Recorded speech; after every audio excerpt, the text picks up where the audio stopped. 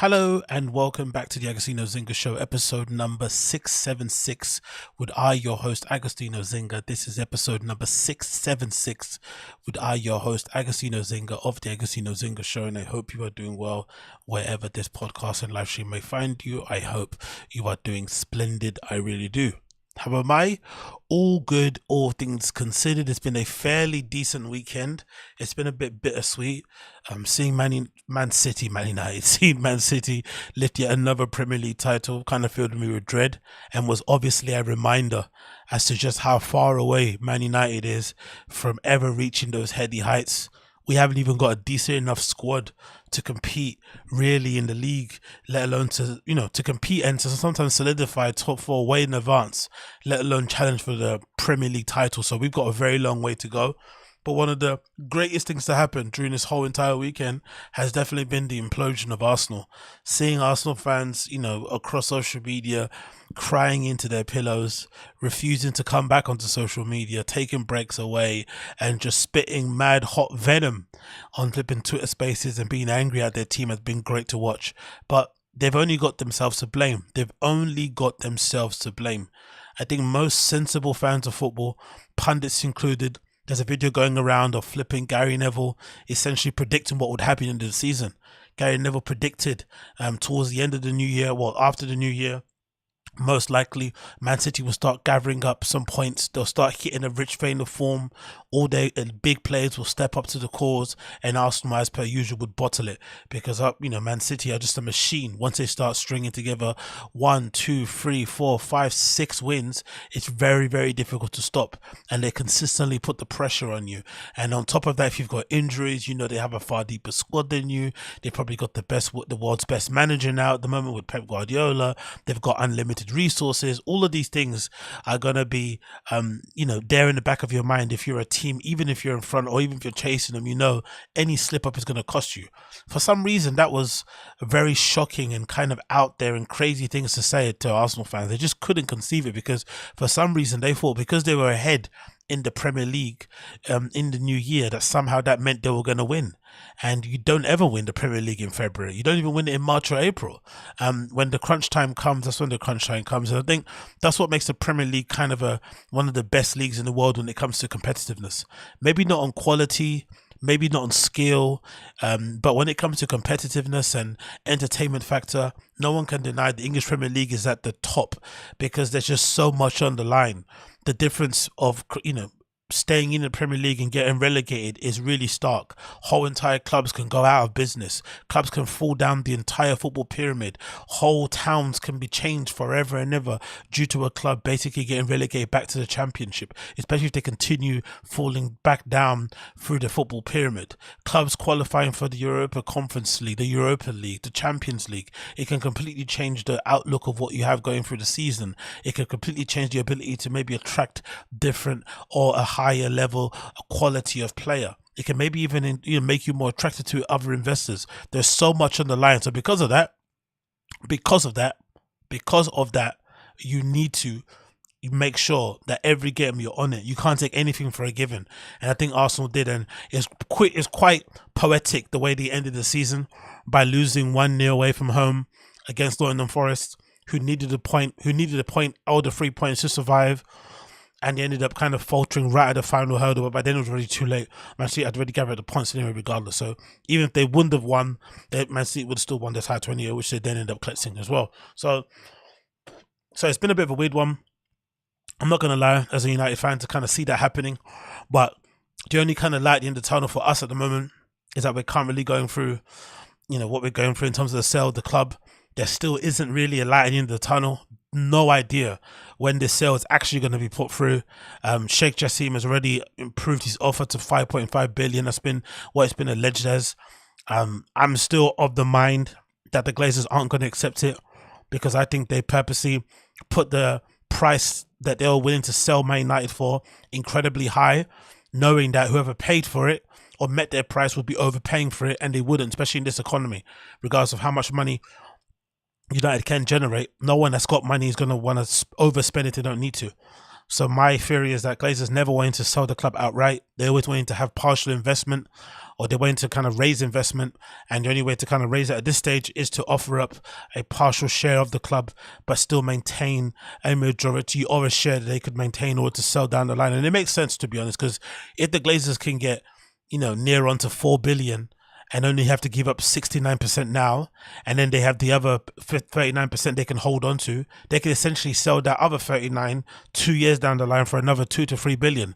So in total, you could essentially get your 6 billion that you want in 2 chunks further down the line, if that's the way you want to go. Or if you want to hold onto the club and still keep extracting dividends and still keep extracting the salary, it's still a good way to kind of be involved in the club, but also not be involved, kind of thing. So I do expect them to probably accept the partial ownership deal. So let's see what happens. Let's see what happens. What else has been going on? Oh, it's been pretty nice to see and to read some of the words of encouragement I've been getting from people. It's kind of bittersweet as well in that respect, because it's also an example that, you know, or a kind of reflection that there are many people out there who kind of probably feel the same, are going through the same situation, or this is just a natural course of life where you just have to decide when the party's over. And, you know, I think I've ranted about it long enough, but I've kind of definitely on the kind of path or on the side of deciding for myself when the party's over, as opposed to letting the party decide for me, because no one likes to get flipping dragged out of a club. We've all seen the flipping video of Tiger. I'm sure most of you guys have seen it from a while ago, maybe the beginning of the pandemic, where he got, like, you know, manhandled out of a club by some Samoan looking dude with face tattoos. It was pretty epic. The guy literally picked him up and had his legs dangling in the air and escorted him out onto the curb and basically told him not to come back again. No one wants that. It's always embarrassing when that sort of thing happens, because you think somehow you kind of argue, you shout, you gestate, you do whatever you can, thinking you're going to convince the security guard to let you back in, but usually once they've made their mind up about, you know, escorting you out, it's done. Anyway, thinking about making sure that I decided when the party's over and when to get it done, it kind of got me thinking about this video. I'm sure most of you have seen this already, but there's a video here of Conor McGregor at his pub just over this past weekend, since Katie Taylor was fighting. One of his fighters had a boxing fight, and, you know, he was out on the weekend promoting his drinks and promoting his bar. I think it's called The Forge or something, and he essentially has created his own brand of Weatherspoons, which is pretty epic to kind of see him doing this in real time. He's created kind of his own brand of Weatherspoons, which basically means, you know, in a very short space of time, he won't actually need to fight anymore in any capacity. Probably doesn't need to do it anyway. He makes enough money as it is, but he legitimately is creating generational wealth for himself. But with generational wealth comes generational money, and with generational money, you can start doing whatever the hell you wanted. And this video of Conor McGregor talking to some journalist outside or in the front of his pub legitimately reminded me why it's probably best for me to decide when the party ends, as opposed to the party trying to end for me, because this is what I probably look like when I'm on a night out. This is definitely what I look like and sound like. Look at here, Conor McGregor. I'm a... Oh, you know that, yeah. Southpaw, Ryder was a Southpaw, Billy Joe was a Southpaw. Yeah. I've seen methods, I've seen things I do, and I know he's waning. I fight Canelo, no fucking problem, yeah? That was straight, no problem. I'm a Southpaw, Ryder was a Southpaw. Can you see him? Billy Joe was a Southpaw. Yeah. I've seen methods, I've seen things I do, and I know he's waning. I fight Canelo, no fucking problem, yeah? That was straight. And the funny thing about it, as people are saying here in the chat, if you've ever been on it, if you've ever been on a mad one, you know exactly what those eyes are about. You know exactly what he's doing. You know exactly he's been on that yayo and he's been sipping some whiskey and having a fucking good time. And it makes sense, right? The guy works hard. He has a lot of money. He has a lot of free time. He can kind of do what he wants. And unfortunately for him also, he lives in Ireland. And with Ireland being near many ports, usually those are places where you can secure the finest of products. And don't ask me why I know this, only because I read a lot of books and because I partake in it, right? I read a lot of books about drug trafficking and, you know, narcos and gangs and stuff. And one of the things you find out quite often is that any place next to a port or next to a sea essentially has a very big problem with organized crime, especially when it comes to, you know, the import and export of drugs. And usually those places are the places where a lot of the stuff gets funneled. If I'm not mistaken, some of the biggest ports or biggest places here in the UK that kind of drugs kind of flows downwards from is usually anywhere up north. So it's anywhere, you know, anywhere around the island area, Scotland, but mostly around like Newcastle. And those type of places are where all the drugs kind of come in and they kind of funnel down. And the unfortunate part of us on the London side of things is that once the drugs kind of hit the port, immediately once they kind of get, you know, siphoned out or sold to whoever's going to deal them on the streets, they then get cut down. So the quality you're getting as they travels down to the UK is really bad, which is why a lot of people say when they come to England, specifically London, that the drug quality here is very, very hit and miss. It can be sometimes really good, but sometimes it can be really bad. Sometimes good, sometimes bad. And if you want a good stuff, you have to overpay for it. But of course, if you've got generational wealth, you can definitely go a bit ham, and especially if you've got your own whiskey brand, you have your own bar, you can essentially do what the hell you wanted. But this legitimately is another kind of example as to why maybe the whole, you know, choosing to kind of step away from the rave is a good idea for me, because in my head, I have this vision when I go to parties that I'm like, you know, Abel the Weeknd in one of his videos, right? I've got a suit on, my little afro's doing this thing, right? I'm dancing, I'm singing some song, I'm doing little two steps, I'm snapping my fingers and twirling around. But in actuality, what I actually look like with the sound off is this. This is what I actually look like. In my head, I think I look like the Weeknd, but in reality, this is what I'm looking like. I'm looking like this, face sweating, eyes darting all over the place, right? But like corners of my mouth are all completely dry and shit. Like honestly, like just going yacked out of my flipping mind. That's what everybody actually looks like on a legitimate one. But one of the funny things is that unless you have the money to kind of support those type of things, can't really do it as often as some of these people are doing it. But in general, it's just not the best thing to do when it comes to optics. And then the final video of this that kind of solidifies this is how you come across the people that aren't drunk or high. And this is another kind of example as to why I've said before plenty of times that, you know, I'm always going to give the real. I'm always going to give the real. And the real is, when I've been out, especially when it comes to going out sober, no one is going to lie to me and say it's way more fun, because it's not. Especially if you've been introduced to going out clubbing and listening to electronic music under the influence of something, to then decide to go out just drinking water or something takes a lot of getting used to. But I definitely don't think it's better. It's another experience, but it's not better. But one of the things that makes it really difficult to enjoy is that everybody around you is absolutely off their face. I think if you went to, if it was possible to have a club night where it was kind of under the guise of, oh, we're going to do like a clean, sober club night, which is a bit lame, to be honest, have those kind of labels. But if that kind of existed, I think it would be far more tolerable than going to a convention, well, a normal club night, not doing anything and just having a bottle of water and being surrounded by people off their faces. Because what ends up happening is this: you end up looking like Ariel. So imagine when you're in a club, when people are around you and they're fucked up and they're high, they look like Conor. You're the sober one, you're gonna look like Ariel Helwani. Look at this interaction. Ariel. Hey, that big lad! How are you? Yeah, it's buzzing in here. Great to be here. Great to have you here. It's an honor. Appreciate you coming back. You know. You came to me, I come to you. Yeah, but you know, I could sell something to somebody once. I can't sell it twice. It has to be quality. The product has to be quality. The liquid has to be quality. The stuff, you know what I mean? Unbelievable. I'm at the only having that prawn curry. Or no, sorry, the sweet potato curry. That in, because then he put it on the interview. I was like, yeah, I think I tried that myself. Ariel Helwani has no idea what Conor McGregor said there. Number one, the accent is probably not helping, because I imagine when Conor's back home, he's probably laying on the Irish accent a bit thicker, because you're around your people. You know, you're not really in America and stuff. You're not trying to slow it down. You're in your comfort zone. It makes sense. But he is so off his face.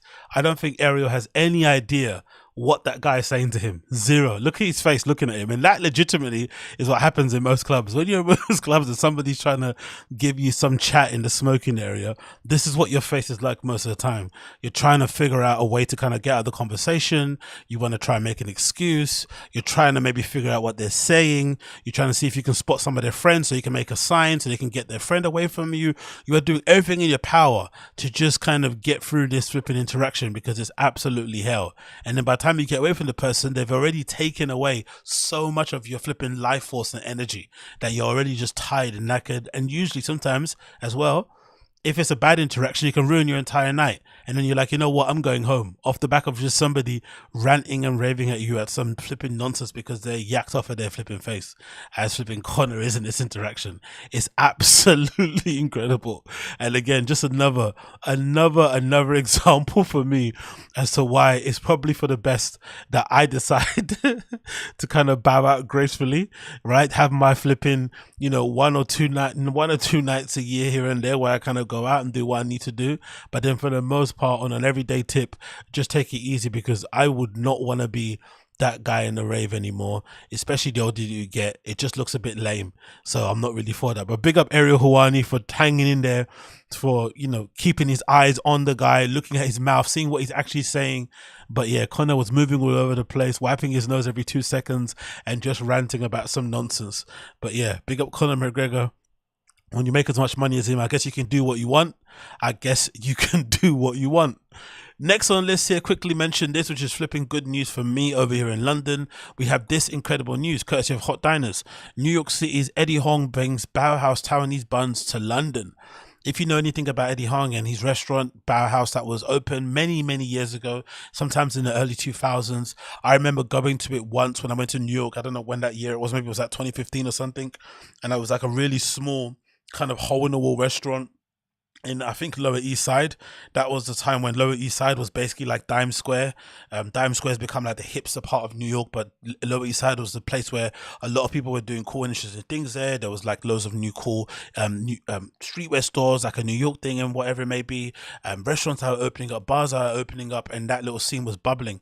And Eddie Huang was kind of, you know, doing some great things over there with Baohaus. And then I think essentially that kind of spurred and kind of sparked the trend of all these little small Bao restaurants kind of opening up all over the place. And now we have this branch here in the UK that has, you know, many restaurants across London called Bao that does a similar sort of thing, where you have like a counter where you can kind of have these amazing Bao sandwiches, and also restaurants where you can have full menu meals and stuff. So they're going to have a little pop-up situation here in London, which I can't wait to do, because, you know, it's been many years since I had it before and I can't wait to check it out.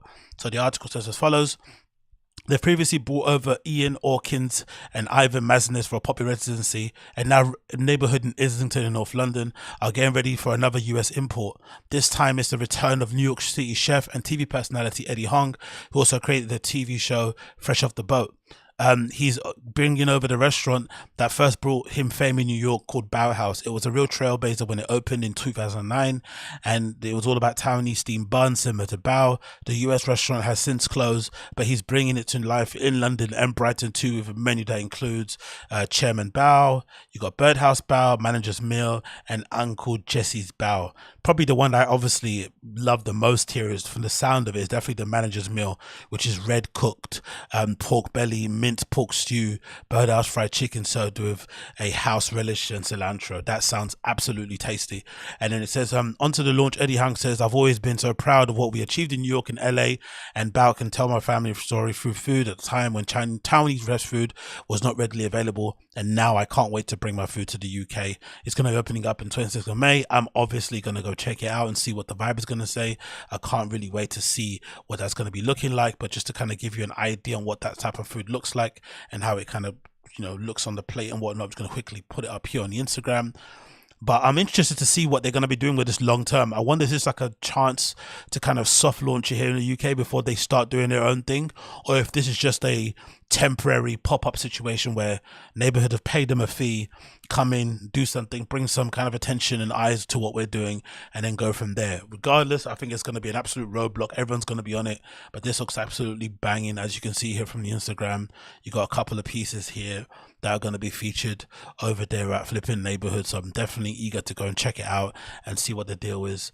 Going to be available from the 26th of May, so if you want to have some Eddie Huang Baohaus buns, then definitely go and check that out on the 26th of May at Neighborhood, which is in 77 Upper Street, London, N10N.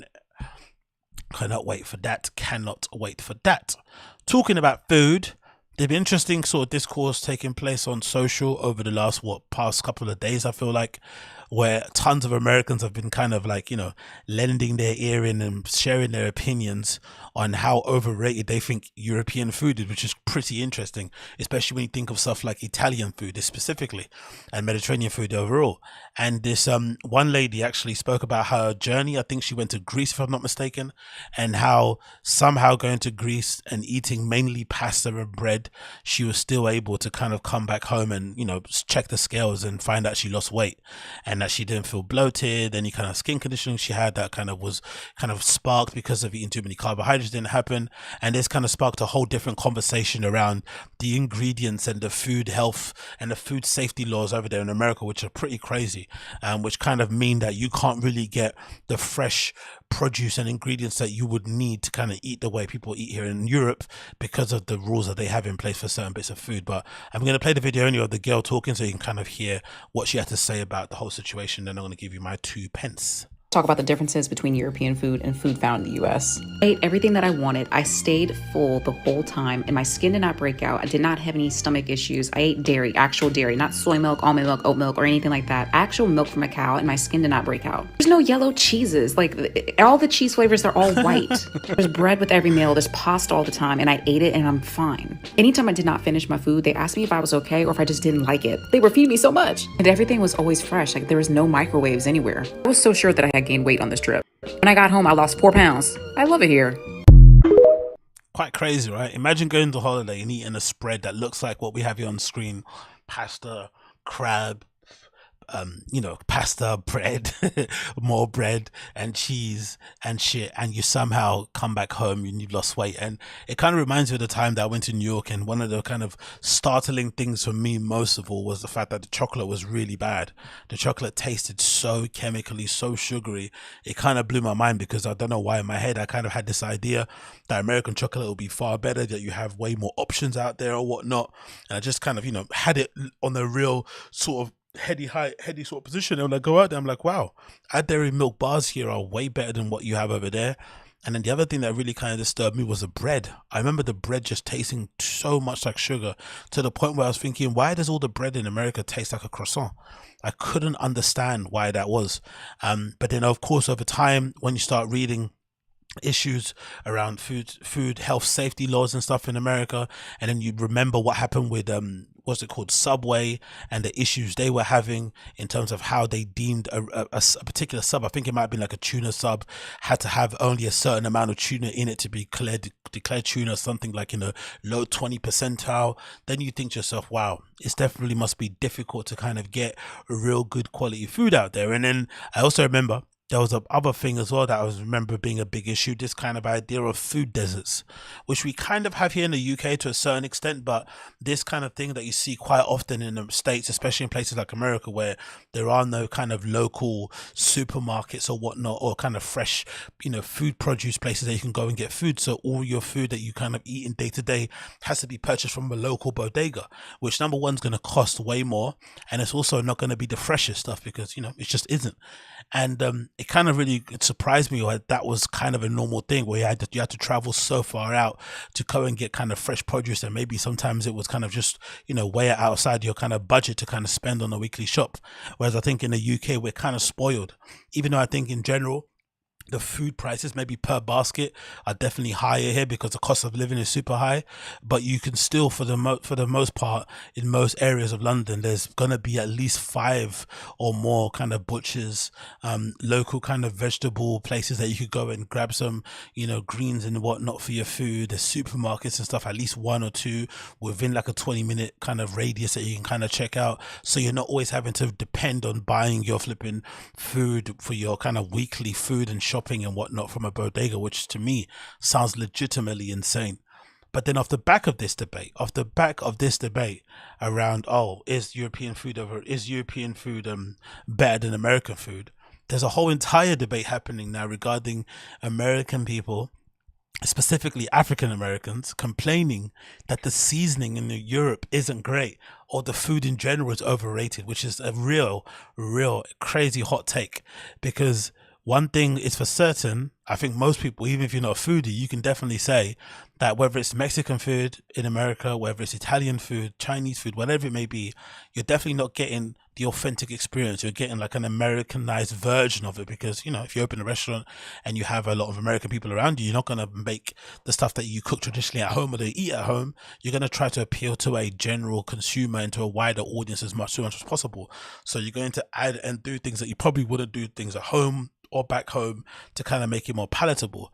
But to kind of take that experience of having a version of, you know, American Italian food and think that is what Italian food actually looks and tastes like is quite insane.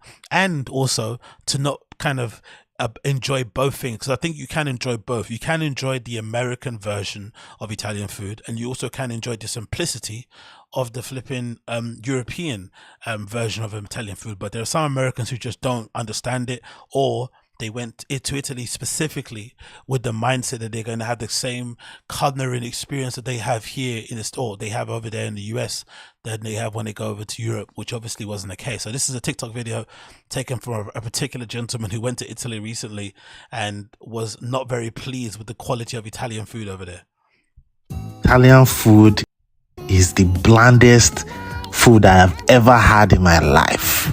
See, if you're going, make sure you carry your Maggi cube, carry crayfish, any seasoning that you like in your cabinet, take it with you.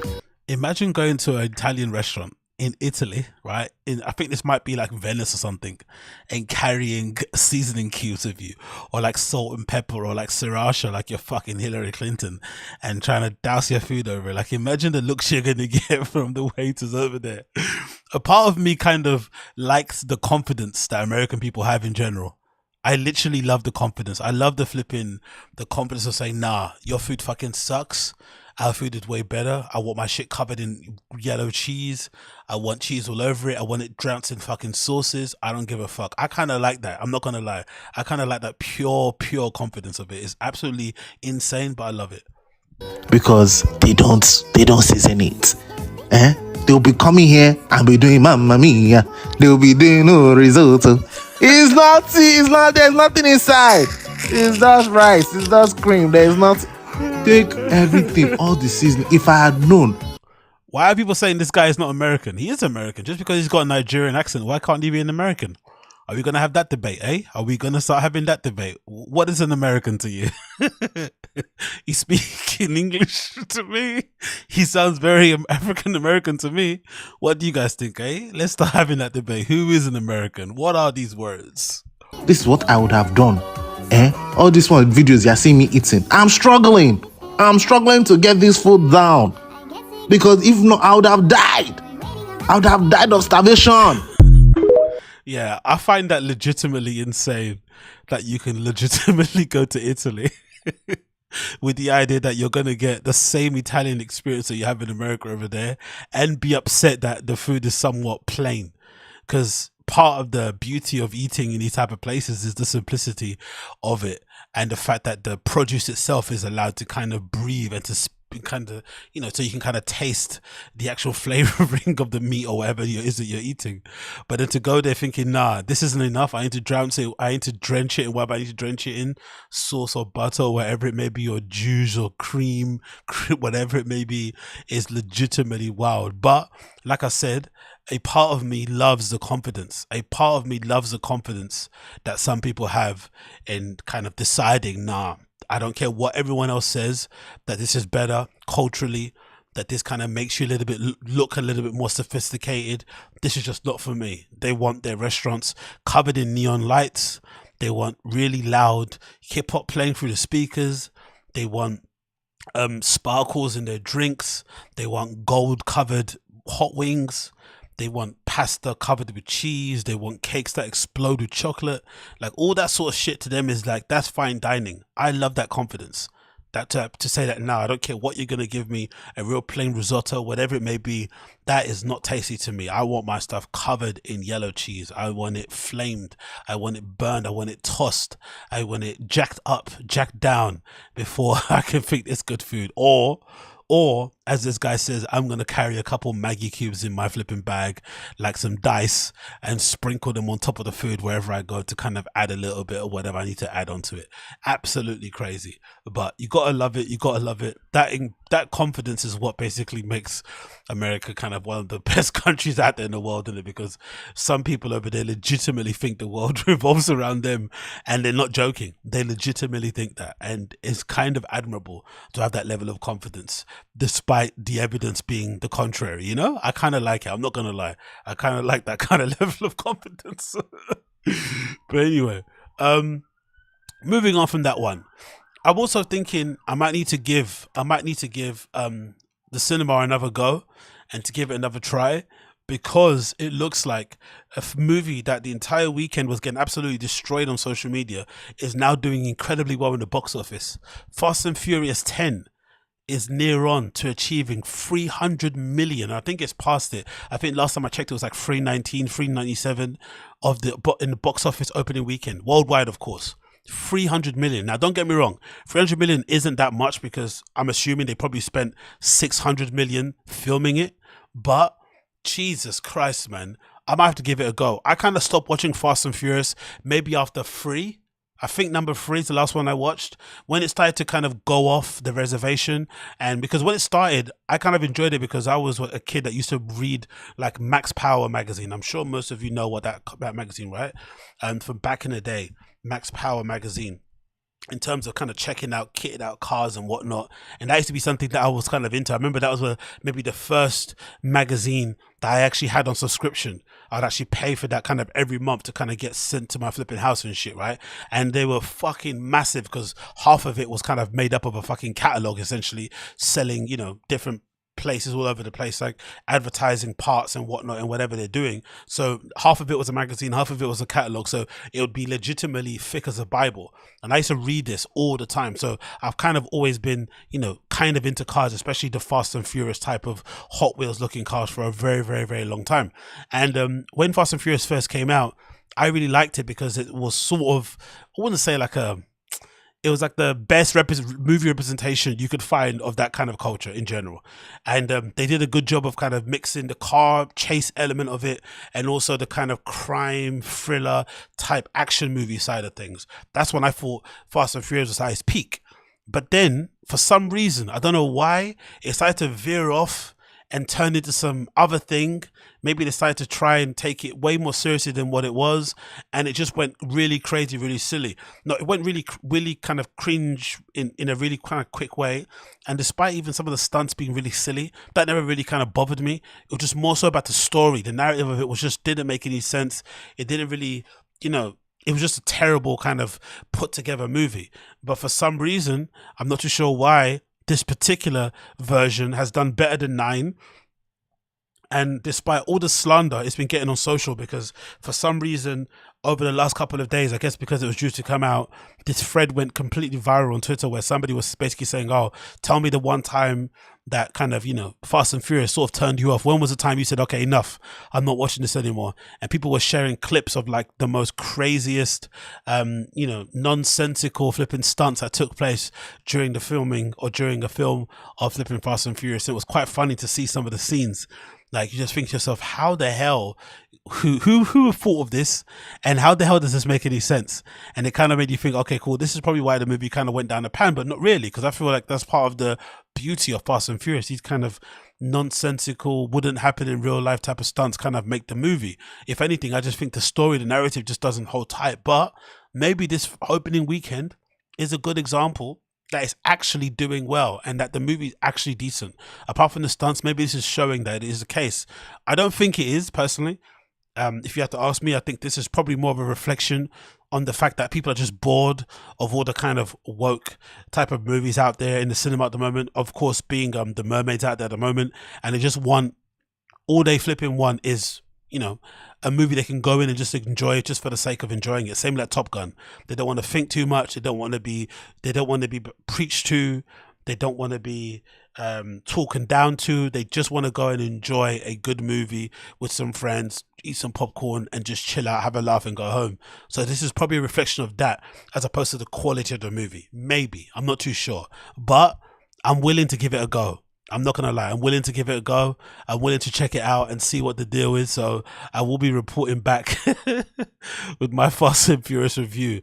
It might be horrible. I might be in the cinema checking it out, thinking to myself, why did I pay a ticket for this? The same way that I thought when I watched flipping Guardians of the Galaxy. I may sit there and regret my decision, but I'm gonna give it a go because 300 million opening weekend for a movie like that seems a little bit crazy to me. But what do I know? What do I know? Next on the list here, quickly move on with this. We've got this information or this post, which is absolutely hilarious, featuring Bronny James. And it made me think, right? Bronny James here pictured going to prom, in his prom picture with his girlfriend, having good times. It made me think, do Americans have a predisposition against tailoring? Are Americans just fundamentally against tailoring in all its flipping guises? Because Bronny has the money, the access, and the resources to get any suit he needs, anything that he needs at any time. And for some reason, the suit that he has on is a custom made chrome heart suit that looks like it fits like shit. And I don't understand why he just couldn't get a well-tailored suit done well as opposed to this, because the chrome heart suit anyway is horrible for me personally, but I get it. Chrome hearts is the flipping #1 brand out there for the kids. But the suit itself, take away the Chrome Heart branding, or maybe the fact that it's been made by Chrome Hearts, just look at the actual shape of the suit and look at these kind of how it kind of sits on his body. It just looks horrible. And considering this kid is like a stud athlete, right? He's like a stud athlete and is most likely going to sign for an NBA team whenever he decides to. I don't think he is actually. I think he's actually going to college if I'm not mistaken. But regardless, stud athlete, physique A1, super tall. I think he's like 6'3" or something. He deserves better than this. He shouldn't be wearing a suit that looks this bad. This looks like a suit that you would rent to go to a wedding for one day or something. It doesn't look like something a multi-billionaire son of one of the greatest basketball players of all time should be wearing. And I just don't understand why Americans hate wearing suits. What's the deal with actually having just a well-tailored suit? It kind of reminds me of like Joe Rogan when he's always on the UFC doing, the coverage there, and he has like the most horriblest looking suits on. And don't get me wrong, Joe Rogan's not really the best example because his proportions are all over the place.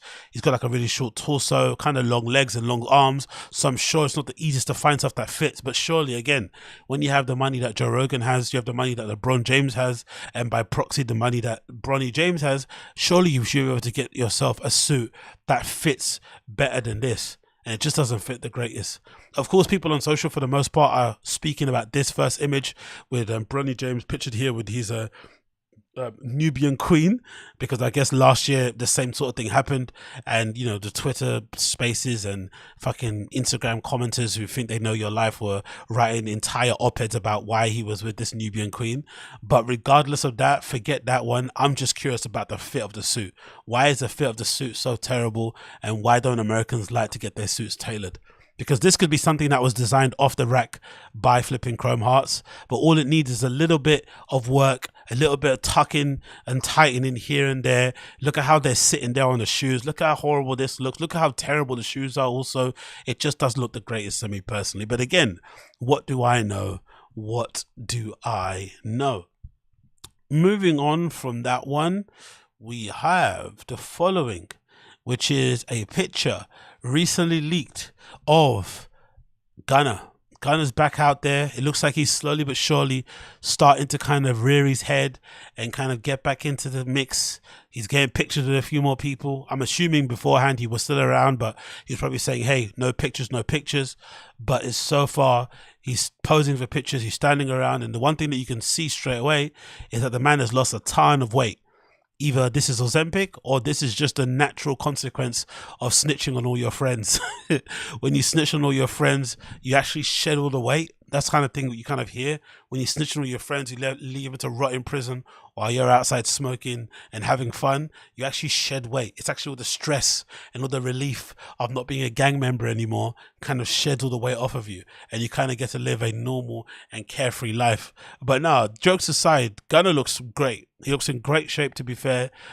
He's most likely going to be able to make the best music he's ever made ever in his career because of all the drama that's been going on with the YSL Rico case and the fact that he snitched, and you know, the fact that everyone's kind of calling him a rat at the moment. He's definitely going to have the best music possible available when it finally does drop, so it's going to be kind of bittersweet, but it must be a bit odd as well, because you kind of have to move a certain way now that everyone knows you're right, because you have this idea that maybe people are out to get you, you're not the safest in certain scenarios, so it kind of makes his life a little bit weird. But just from a fan's point of view and just wanting to listen to the music, I'm here for it.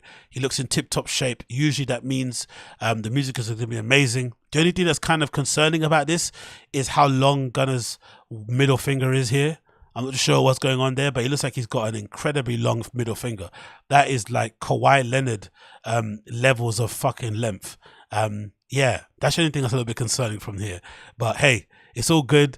Gunna Wanna is pushing P. That finger is pushing my P at the moment, and I can't wait to hear more music for him. Gunna, please push my P. Gunna, please push my P. Moving on from that one, we need to have this conversation regarding this little clip, very, very, very short clip of A$AP Rocky reminding a very rambunctious crowd out there in Tokyo, Japan, that when they're in the presence of Rocky and Rihana, they have to behave. Basically, he's reminding that crowd that Rocky and Rihana are the hip-hop version of Prince Harry and Meghan Markle. Kind of insane, but I kind of feel him, and he may be right. Y'all like gentlemen right now, you heard? I got my lady here. Y'all calling that down, man. Don't be in this section doing all that. Calling that down. Y'all act like gentlemen when y'all not present.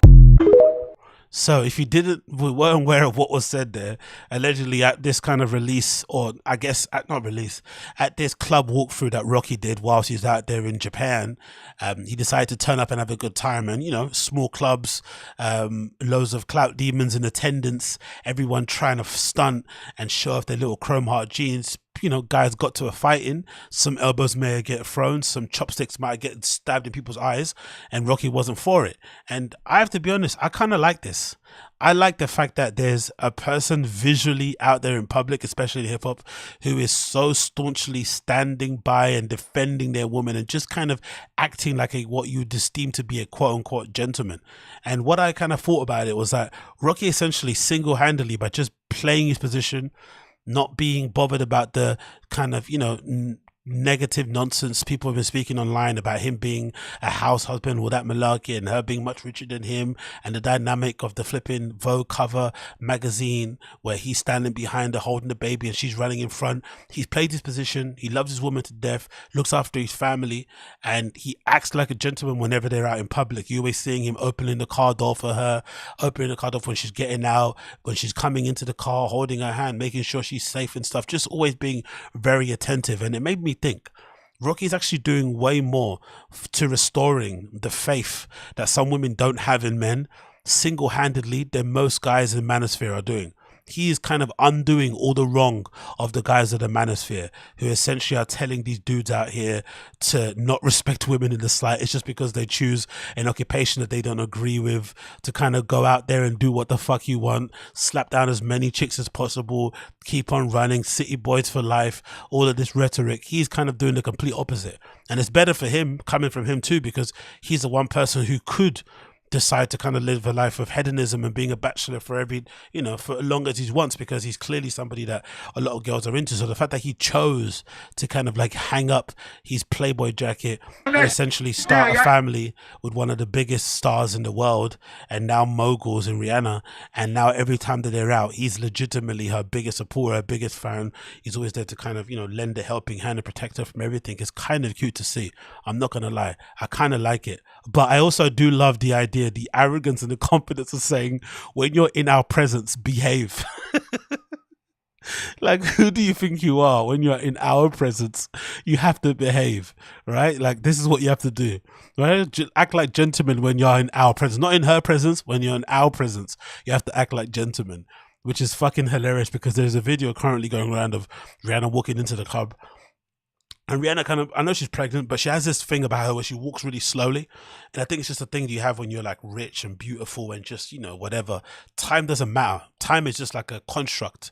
It's a figment of people's imagination. You just do things when you want. So she has this very effortless kind of stride and kind of mystique about her when she's walking. I was thinking, Jesus Christ, hurry up, love. Come on, get your seat. I want to hear the music.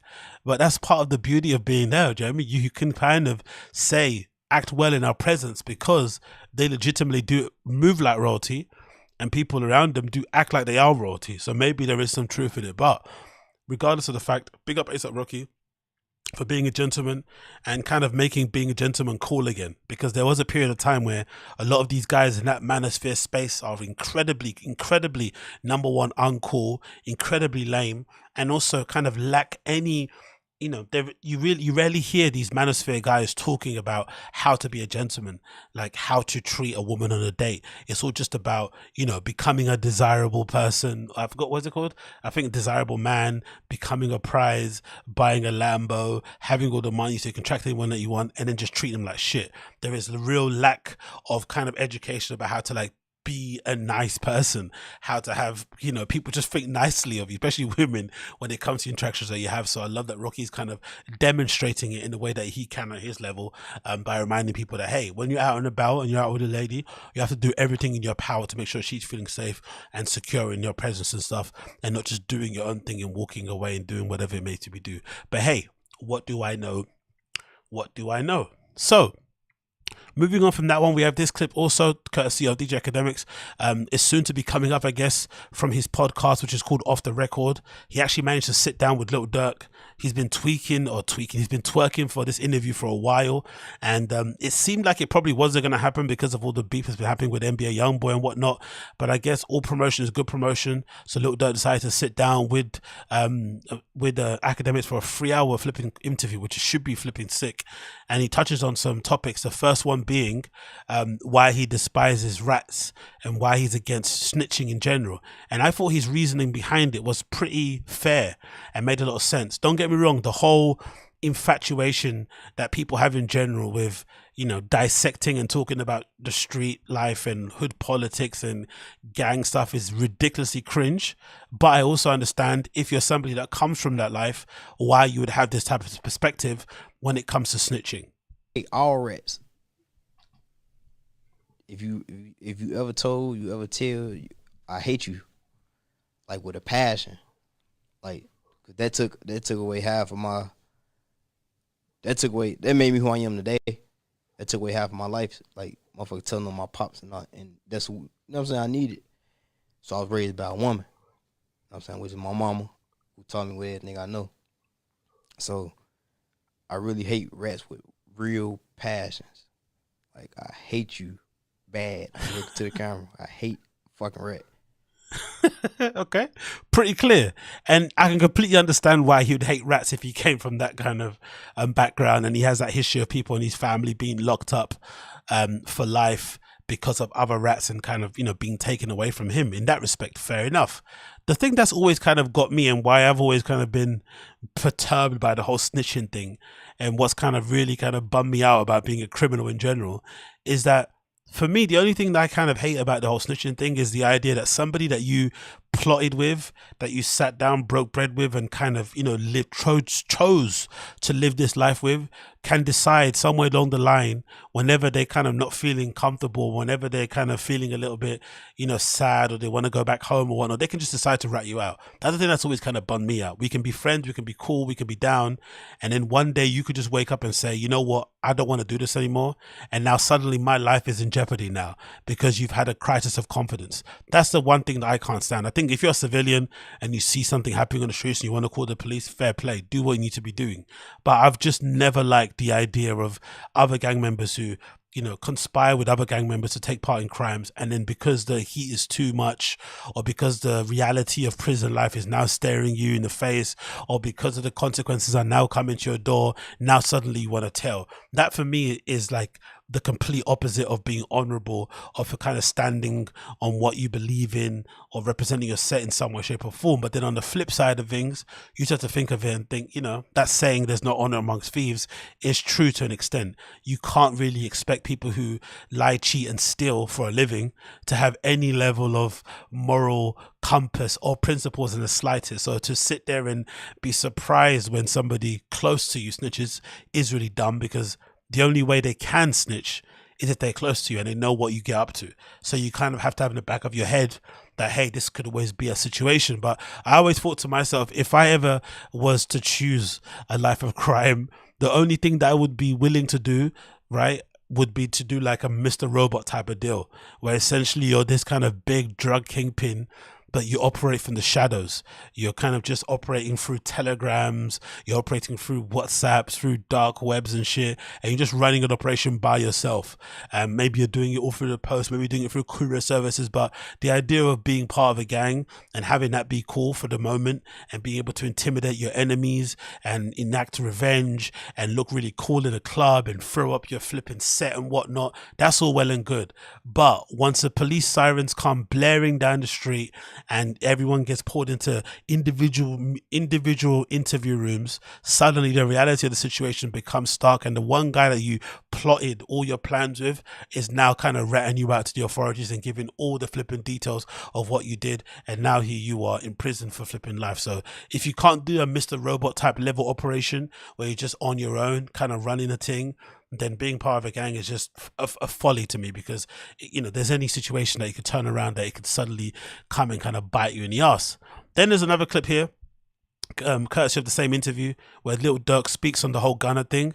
And this is kind of unfortunate, because I feel like in this clip especially, this is another confirmation as to why some people aren't fans of Akademiks, because in general this is him inserting himself into the conversation. He can argue and say, I'm not inserting myself into the beef between Lil Durk and NBA Youngboy, but you know, this Gunna thing is kind of dying down. No one's really speaking about it as much, but now you have the most prominent rapper out there in the industry and somebody who really made it a big thing to, like, you know, state how much he hates rats, and you're asking about such a high profile case and high profile person at the moment. You're essentially stoking the fires again, and essentially by proxy including yourself in the conversation.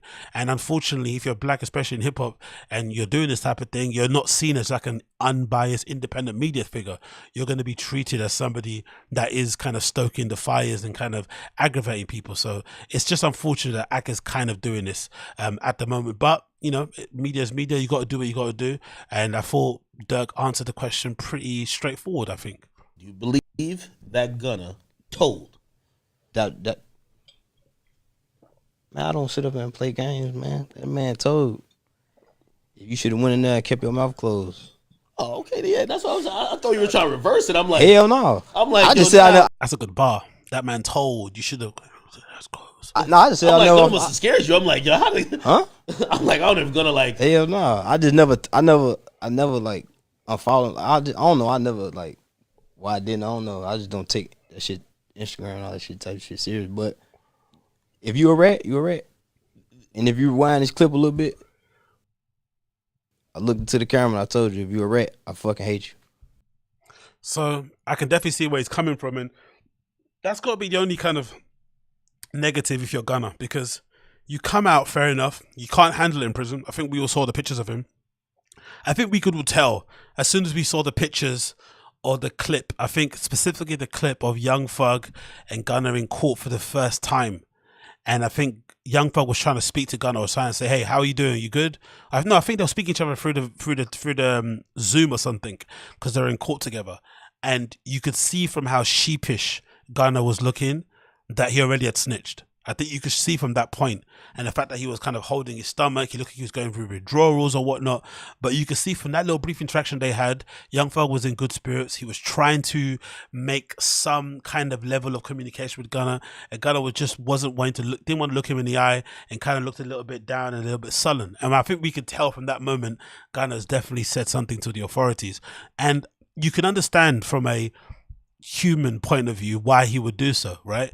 Looking at how Young Thug has been looking in court, you know, he looks really kind of, you know, clearly that somebody's in jail for a long time and is stressed out and stuff, even though he's trying to keep a kind of good face on it. Recently he took ill and whatnot. It's not a fun situation. No one's advocating for it. But considering the fact that Gunna's charges weren't that great, weren't that serious, the fact that most likely if he would have sat, the theory goes out there that he wouldn't have spent that long in jail at all in the slightest. And now that he's come out after flipping, you know, cooperating, he now has to have that cloud hover above his head forever and ever. You think to yourself, like, is it worth it? Is it really worth it? Because you can't move around as well as you wanted to beforehand. And now you kind of have this label on you that you can never shake off. Is it really worth kind of deciding to do it? And it kind of goes back to the original point, which is maybe that's why people should avoid getting into a life of crime in the first place, because it's going to put you in situations where you're going to have to choose, where you're going to have to decide which way and where you stand in situations. And it's just unfortunate for flipping Gunna that in this situation he's now being kind of branded as a rat, and it's something that he's never going to be able to shake, no matter how good the music is and no matter who he kind of ends up linking up and clicking up with now going forward.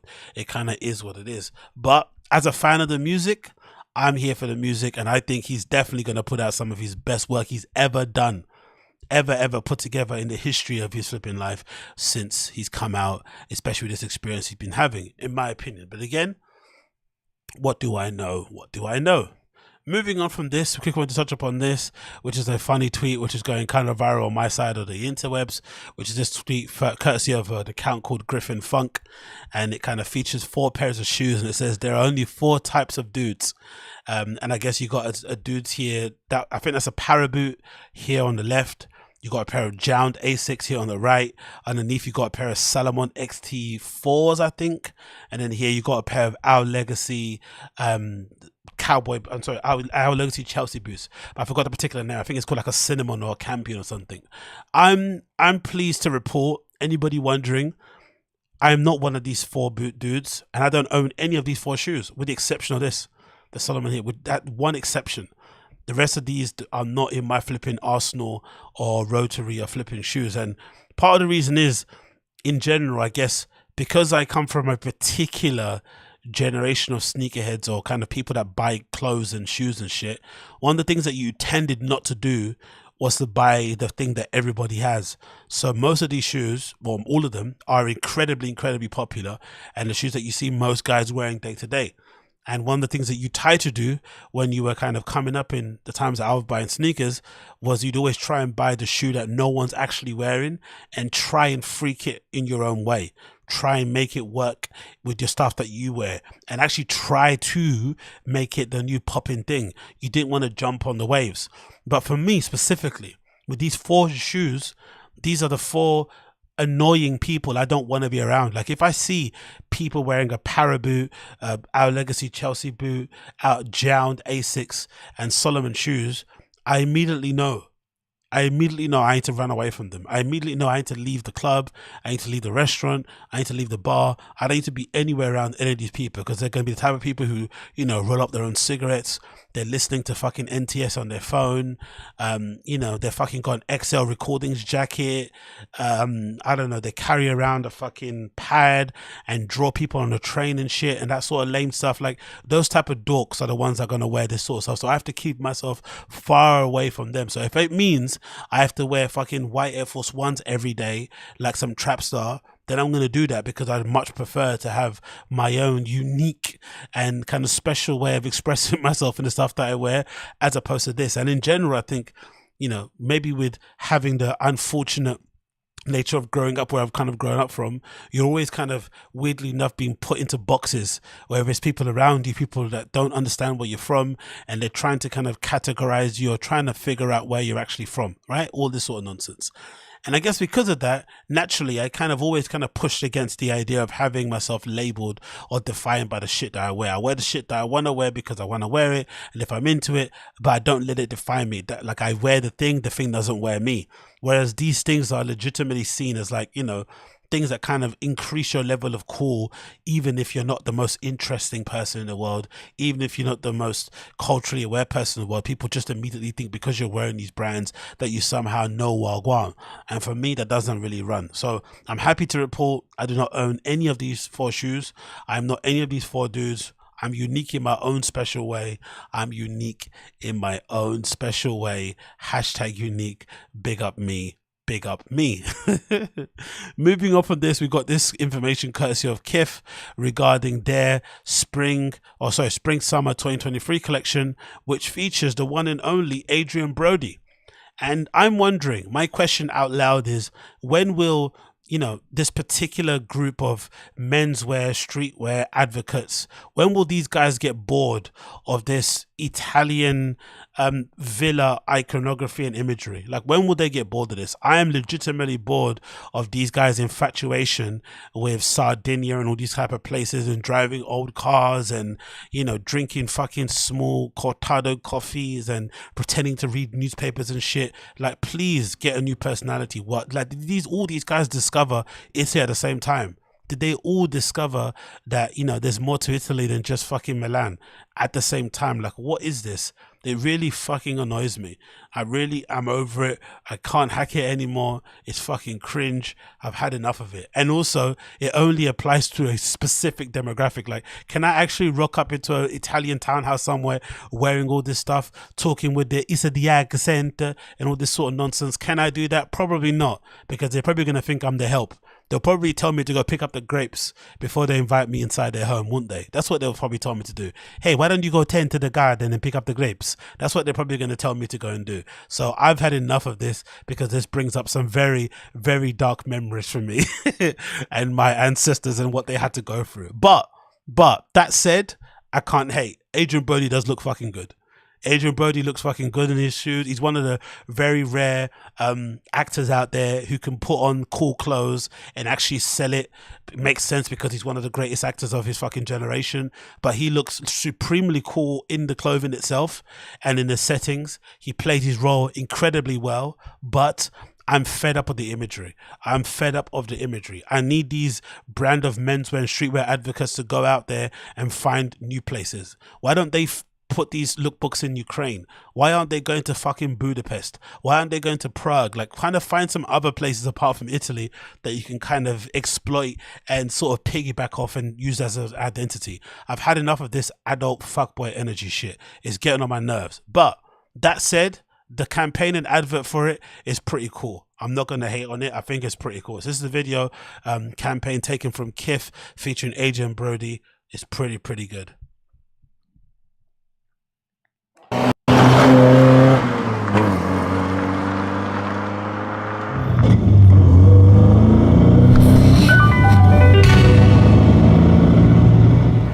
Non t'aspettavo più, e invece tu sei qui. Non ti nascondo che io non speravo più nel tuo ritorno. Like, come on. He's got a CD Walkman. Come on now. Now you're taking the piss out of my life. Really? Is this what we're doing now? We're gonna start carrying around CD Walkmans now. I'll stick to my iPhone. Thank you very much.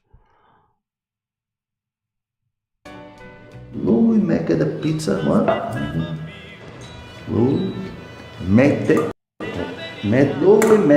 pizza. That is not Italian. La banana immatura. La banana immatura.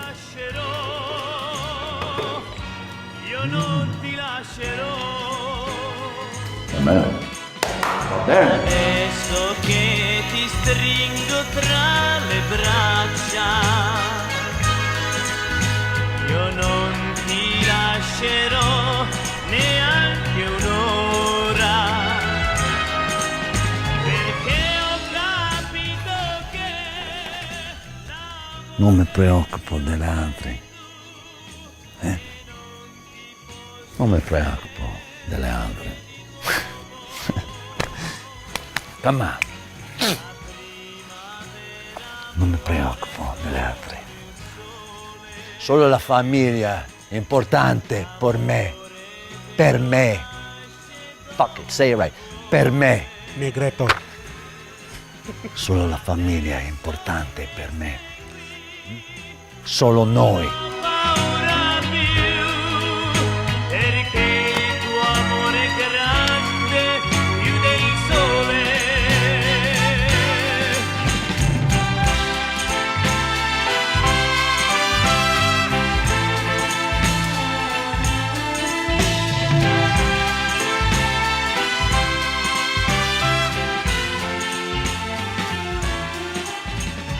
Now, don't get me wrong, it's well done. So big up KITH for always putting together really cool campaign videos. They clearly invest a lot of money into those type of things. I'm pretty sure it's not the cheapest to hire Adrien Brody to front your campaign. If you're KITH, essentially they are a quintessential streetwear brand operating at that kind of high level. You kind of have to give them props for doing so. And I also understand from a point of view of a brand owner, it must be difficult because KITH essentially got started in the game being essentially streetwear and kind of being famous for their tracksuits, their sweatsuits and shit. And then suddenly over time, they have to kind of evolve and kind of build out their brand and obviously hope that they can take their customers along with them down the journey and basically inform their wardrobe choices as they kind of age up. But I'm just wondering, the kind of person that they're trying to attract in terms of a customer, that kind of, you know, middle-aged person who maybe has a lot of disposable income to be able to buy a flipping crochet hat for $120, are they really going to be purchasing KITH though? That's the only thing that I'm thinking. Like, if I have money and I have, you know, if I have disposable income and I'm into clothes, is the first thing that I'm doing buying KITH? I don't think that's the case. I'd rather go and buy like a luxury brand, a luxury fashion brand, whichever one it is out there, as opposed to going to buy KITH, because I know I'm going to get with that brand. I know what I'm going to get in terms of quality. I know what I'm going to get in terms of just branding and fashion and labels and whatnot. And the fact that they've been doing that kind of look a lot longer. I just don't know whether the kids who were purchasing tracksuits from KITH all those years ago are going to be the same kids who are going to grow up thinking, I need to start looking like some guy that goes to Sardinia for my vacations from time to time, carrying bottles of wine and buying fresh produce from the local market and speaking broken Duolingo Italian. I'm not really too sure if that's the case, but I do admire and I do respect the effort to try and do so. And I feel like the risk and the kind of position that they're taking in sort of things is kind of admirable going forward. Then it also makes me think, having checked the page of KITH and what they've basically been able to put out there recently, it's also made me kind of admire the fact that they have this division going on at the moment where they have this collaboration, long-standing collaboration with Adidas Originals, where they essentially have KITH classics that they produce every season.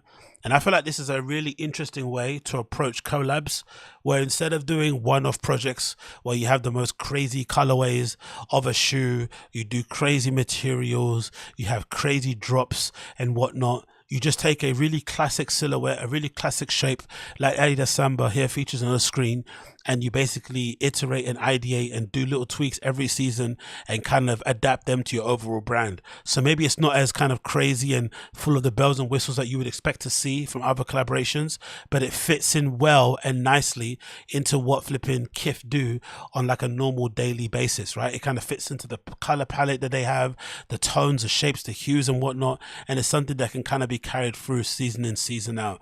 I really do like this approach, and I'm interested to see if a brand like Nike will decide to do the same thing, because Adidas, I feel like, takes more chances because they're not the #1 brand, and they can kind of ideate and kind of try more interesting things to try to overtake Nike in that kind of competition.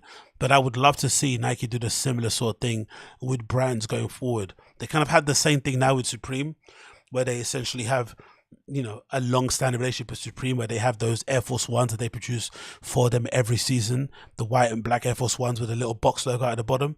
But I would love to see Nike do something similar with other brands, because I feel this like Adidas collaboration that they do with KITH, with these KITH classics, it's a really, really cool idea. And they've also got the same idea going forward with the paid Adidas Superstars, which for me might be my favorite apart from the Glazer, because, you know, as much as I love the Samba, I feel like Adidas Superstar kind of fits my fat feet a lot better, but I do like the idea of it. I'm just fed up with the flipping Italian iconography, but I do really appreciate these and what they're doing. So big up KITH and big up what they're doing. I'd love to see it. Hopefully we see more as we progress. Next on this here, I want to talk about this. Courtesy of Vogue, actually, and this is kind of sad news, actually. Ludovic de Saint Sernin, Ludovic de Saint Sernin, who recently was appointed as the head over there at Anne Demeulemeester, has been outed after 1 season. So not only has Ruigi Villaseñor lost his job over at Bali after only 2 years, now Ludovic de Saint Sernin has now lost his position over there at Anne Demeulemeester, and I, for one, am kind of upset and pissed off for him. I'm not going to lie. 1 season is not long enough. I feel like his vision for Anne Demeulemeester was probably the best we've seen in recent years, ever since Anne Demeulemeester left her namesake label, I don't know, 2013, 2012, it's been a long time. I think Andy has been a bit wayward, has kind of lost his way. And in that time, because fashion keeps moving, many other labels have come up and kind of filled that void.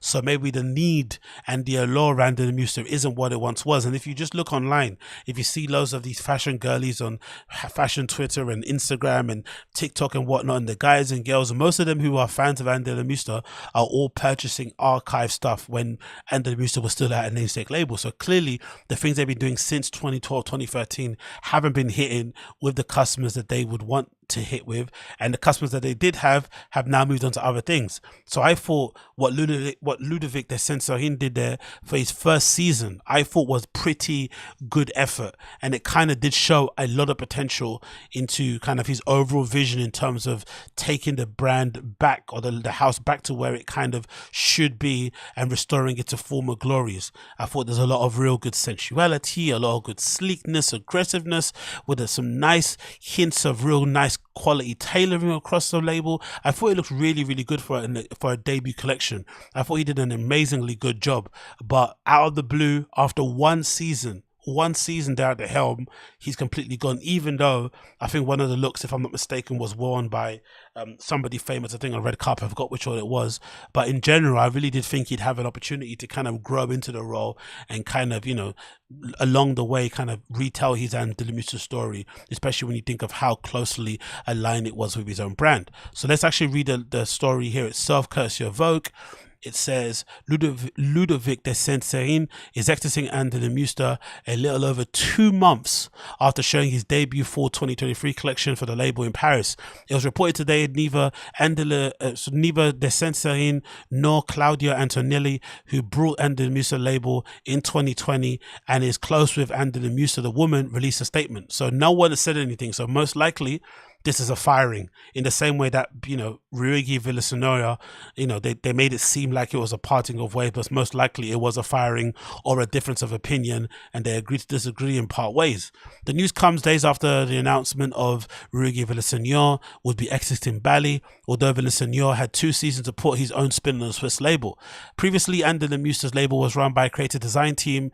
De Saint Sernin debut collection, which hewed closely to the gender fluid approach to dressing he works with at his own brand, quickly made a splash among the internet's favorite it girls. Most notable was actress Hunter Schafer, who wore the show's opening look, a long bias cut white silk shirt in a singular extra feather delicately covered the breast at the Vanity of Oxford parties. It's my way of saying that after this first step I'll be spreading my wings and I'll be able to express myself. And the really sad thing about it is that, if I'm not mistaken, Claudio Antonelli, who brought the label, was actually a close friend, or kind of vetoed and kind of pushed for Ludovic de Saint Sernin to actually get the job in the first place. If you check the review of the collection here from 2023 fall collection, you will see here a section where they speak about the relationship that Ludovic de Saint Sernin had with Claudio and the things that he was doing there. So it kind of seems a little bit strange that this would happen so quickly. So let's continue here. This is what it says in the review. It says it's worth noting, though, that de Saint Sernin has the house founder's blessing. Demeulemeester is friends with the label's new owner, Claudio Antonelli, and she and de Saint Sernin met up when he got the gig. She gave me the best advice, which was to work hard and do the best that you can do. So clearly there was a lot of goodwill behind the appointment. He was kind of really going balls deep into it. He was going through the archive. He was kind of pulling reference pieces and really trying to make his mark on there, but also being respectful of the house codes and whatnot, and trying to make that a thing. And the reason why this is a bit of a bummer is that, unless this is like punishment for bad behavior, which could be the case, there does seem to be a precedent being set ever since the whole Demna Balenciaga thing, that a lot of these houses and conglomerates in general are essentially being a little bit shy of the bad press that comes around hiring a hype blockbuster designer to take over a house because of the negative press that can happen from them being mavericks and for them being a little bit crazy. But me, as a kind of, as a creative at heart, what I would have to say is that part of the reason why you hire these people is because the mix of the crazy is able then to kind of translate into the work itself. Part of the beauty of hiring somebody that probably skirts and kind of pushes the line is that sometimes that skirting and pushing of the line can translate into actually creating quality, creating amazing, genre defying, industry moving, shaking type of work that goes on to influence, generations to come and kind of change the entire conversations around clothes in any given season. And I just feel like with young designers now, the industry kind of getting them on board, hyping them up, which would happen to Ludovic de Saint Sernin. And I don't think the entire time, even if let's understand or let's kind of believe the narrative out there that maybe he was not the best behaved person behind the scenes, maybe a pain in the ass, maybe it's drinking, maybe it's drugs, maybe it's too much partying. If that's the case, this was probably something that's been happening for a while. So most likely the same time he was being hyped as the next big thing, no one really at one point pulled him to one side. They would just kind of let him do what he wanted because at the time he was the next big thing. He then gets the next big job. Still no one checks his behavior. And then when he starts acting out, people start acting surprised and they don't want it. Even though they kind of hired him in part due to the fact that he was this kind of maverick, cool guy, cool kid, who had, the it girls in the palm of his hand and was kind of somebody that everybody's name kind of had on the flipping, the end of their lips and whatever it may be. So I'm a little bit sad for him in that regard, but it is a little bit of also a bit of a reminder that maybe the idea that these young designers need to go and take over a big established house in order to kind of have some sort of, acceptance in the industry to validate what they need is maybe not very necessary as it once was in the past. Maybe now it is maybe more beneficial for houses to maybe look internally and maybe promote people who have already been working at the company for a very long time because they understand how to work within certain constraints or to work under certain levels of, authority or whatever it may be. And maybe if there's somebody that has your own brand, going from doing everything yourself to suddenly having a million bosses, that may be something to be dealt there. But I think in general, I would hope that this should be a warning and a kind of a cautionary tale to a lot of young designers out there that don't be so quick to jump on these jobs. Maybe just do your own thing for a little while yet and don't think the grass is always green on the other side, because when it goes wrong, it can really sometimes set you back a little bit. It can maybe kind of, dampen your confidence. It can maybe sully your name in the industry, and it can sometimes create unnecessary rumors, like even the stuff that I'm talking about. It could be nothing to do with his lifestyle. It could be just purely a professional, conflict, happening and maybe difference of opinion, and that's it. But because of the way the fashion works, because no one actually wants to say Wagwan, people are going to try and fill in the gaps and try and make up what actually happened. And that's going to lead to more conversations, more, nonsense being put out there, and it's going to make you look crazy. But regardless, I don't think he deserved to leave or decide to get ousted after one season. He had a bit more in his tank. I feel like he could kind of put out there if maybe. But what do I know? What do I know? So, moving on. What else do we have here to talk about quickly?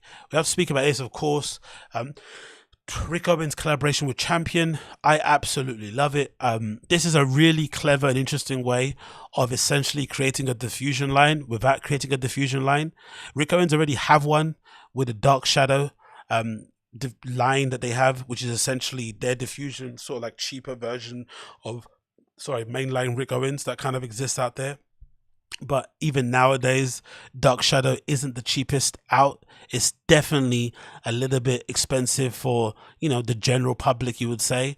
And if you do want to maybe grow the brand and maybe welcome new customers in, you kind of need a bit of an easier entry point to kind of, get them into the funnel, for lack of a better term. And a good option is probably to do the collaborations that they have already now, especially with stuff like Converse. That's a good way to kind of get people involved. The stuff with Dr. Martens do a good job. But I also feel like the collaboration I have with Champion is an amazing sort of link up, because it would not be something that you would immediately think would make sense for an avant-garde avant-garde type based brand like Rick Owens to work with Champion. But then when you think of Rick Owens' background and the fact that he's from LA and the fact that he grew up around Venice and skateboarding and surfing and whatnot and athletics in general, and the fact that he likes to work out a bunch, then suddenly the whole Champion stuff makes a lot of sense. But I still like the fact that the Champion and Rick Owens stuff is very, very much like there's no mistaking that this is a Rick Owens collaboration. It is completely different to anything that you ever will see from Rick Owens in stores on a daily basis, and I love the way that it looks, and I love the fact that they kind of meld it and mesh it in with the mainline Rick Owens that they have featured here in terms of the fire high boots and whatnot. So they have this really nice shirts with a great cross logo on them, some shorts and some boob tubes, another good vest top, some good oversized shirts, and a lot of the stuff is very affordable, well priced. You got Tyron Dillon here wearing some really nice stuff as well. This sheer t-shirt is banging. I like the look of this. Nice and wide, big proportions, good hoodies and whatnot, and all this stuff I feel like is an incredible way to kind of get people involved when it comes to Rick Owens and have a good like entry way to come into the brand. If you think the bottom stuff, which is the mainline piece, is a little bit too extreme, if you think wearing a pair of KISS fire high boots or is too much for you, there may be a nice classic oversized Champion shirt in a nice relaxed fit is a way better way to do things. And if I'm not mistaken, that actually looks like a sweatshirt with elongated sleeves, so I do like the look of it. And of course Tyron Dillon in a pair of Rick Owens, in anything Rick Owens, is always going to sell well because he wears it so well as well himself. So that's definitely something that I'm a big fan of and we're definitely going to be keeping my eye on. The article itself says as follows: Champion and Rick Owens have reunited to continue their fused vision of contemporary athleticism. The collection consists of jackets, asymmetrical cut tops, elongated sleeveless tops, relaxed sweatshirts, and more that come in soft terry, athletic mesh, crinkle nylon, and organic cotton. What shines about the collaboration is that the aptly takes the essence of Rick Owens' dystopic, irrefutable, bold style without making it too sporty. And a quote from Rick himself: "When I started my label in the 90s, I hand drew my logo as a cross between the Champion logo and a Jean Patou perfume label. They both had a similar vintage calligraphy flair. I wasn't conscious of it then, but I see now how the balance has defined my ongoing aesthetic." The collaboration, the fourth one, is going to be available on Friday, the May 26th. Check it out at all your local Rick Owens retailers if you're interested, but I absolutely love it. And I love the idea of essentially creating a diffusion line through a collaboration and having that be a way for people to buy into your brand or to get an idea on what you're about and what you do if they're not ready for the flipping realness of these flipping fire high KISS boots. So big up Rick, big up the Champion collab. Cannot wait to see more of it. Cannot wait to see more of it. Next, again, I want to mention Axel Arigato. I don't know why. Maybe it's maybe it's a changing of the season. Maybe it's general wanting to always be a little bit of a contrarian and kind of buck the trends and not wear the most obvious things. For some reason, I've been looking at Axel Arigato shoes, and I've been thinking to myself, maybe I can make this work. And the funny thing about this brand is that for the longest time, I just thought because of the name that it was Italian, but essentially it's just two Scandinavian dudes who picked an Italian sounding name to create cool, interesting footwear pieces with.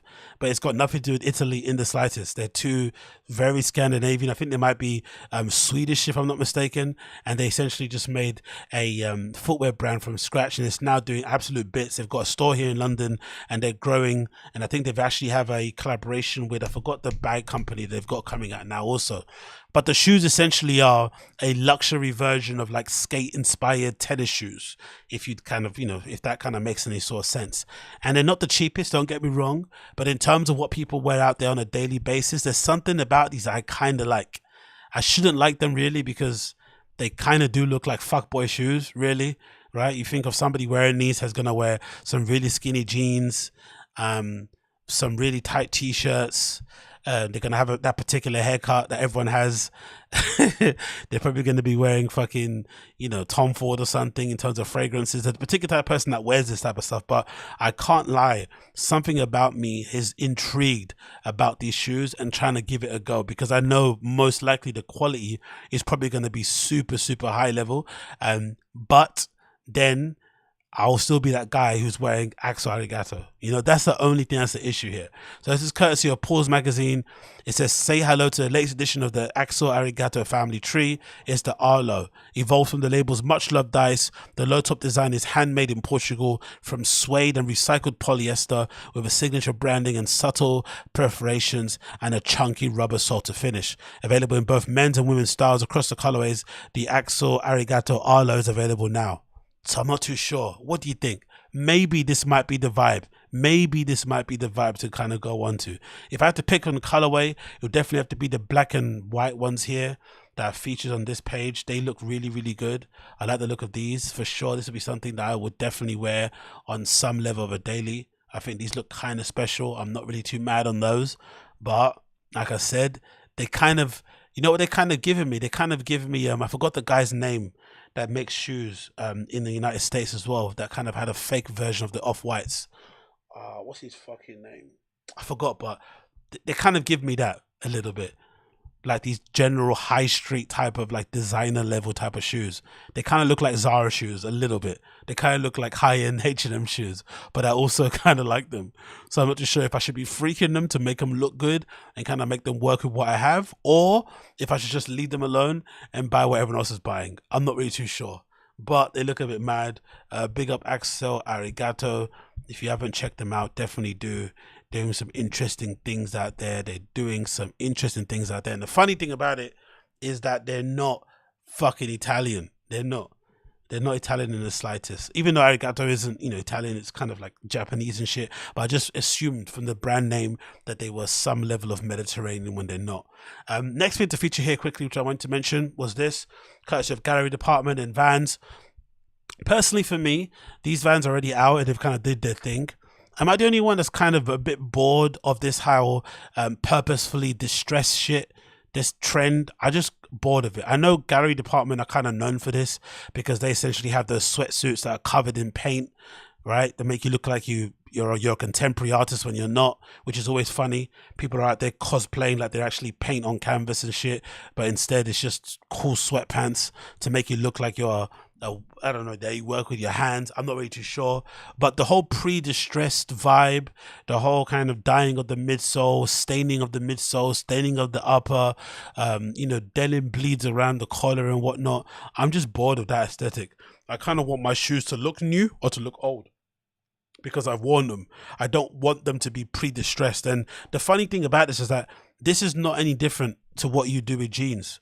When you go to a shop and you see some ripped denim jeans, it's the same basic treatment they're doing to them. But for some reason, seeing them in shoes just doesn't sit right for me. It doesn't really, you know, it's a bit like, not for me, not really on it. Something else a bit cringy there. You know, the last thing I can kind of imagine ever doing in my life is sitting down like some people do nowadays and they get tea bags and try and stain the midsoles of their shoes. Or I remember when we were kind of coming up, there was a period in time where an Air Max Lite and a few other Air Maxes were getting retroed, and people would purposely use acetone on their Air Max 1s and essentially get a paintbrush and dip the paintbrush in acetone with some water and then kind of paint or strip the paint off of the midsole to kind of, so it kind of peeled the paint away, so you were left with the bare PU. And the bare PU, the polyurethane on the midsole, is kind of like a weird yellowy color. So over time, if you wore it enough, it kind of give this weird distressed sale kind of midsole color that you get on most shoes. Because most shoes nowadays, I feel like, especially when it comes to white shoes or shoes with white elements, it's very rarely that you get a white shoe with a white midsole that's just pure white. Everyone's always kind of adding a little bit of de-stressing and decolorization to it, just to kind of make it look like it's been worn before and it's been pre-distressed, which I've never really understood why that made sense to me personally. I would much prefer to just have my shoes look brand new, or to wear or to buy them already beaten up. I don't need to have the middle ground. I can just do that myself by wearing them day to day. And in general, just the aesthetic is just kind of washed and kind of tired and just needs to have retiring. But with it being Gallery Department, like I said, it makes sense because they're known for creating those flared sweatpants that everyone wears with the paint splattered off over it, looking like you're a fucking Jackson Pollock graduate when instead you're just some kid at home, you know, chilling and whatnot, stunting. I'm not really a fan of that, but you know, I guess they're kind of doing what they're doing. And it's also funny because I could sworn recently that the founder of Gary Department said he was quitting. And all of a sudden, here he is with flipping Vans collaborations coming out the wazoo, and these are probably all sold out and doing pretty well. So it kind of is what it is. Not for me personally. I'm not really on it. I would much prefer if they kind of stopped with that sort of stuff. But hey, what do I know? What do I know? Moving on from that is to speak about this. I'm really happy to report regarding one of my favorite labels and collective out there, Tonics, a party that I went to in the early parts of the year, I think.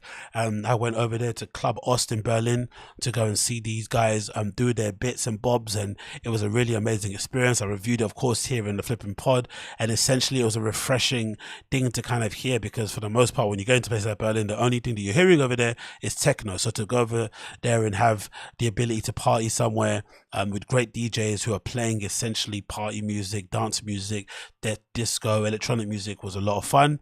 And they've now become my new kind of label that I'm obsessed with in that kind of field outside of kind of music. For a while, kind of music was my vibe, but over time, that kind of slow, ambient, I forgot what the sound of it is, melodic house, it just got me really tired. It really got me tired after a while.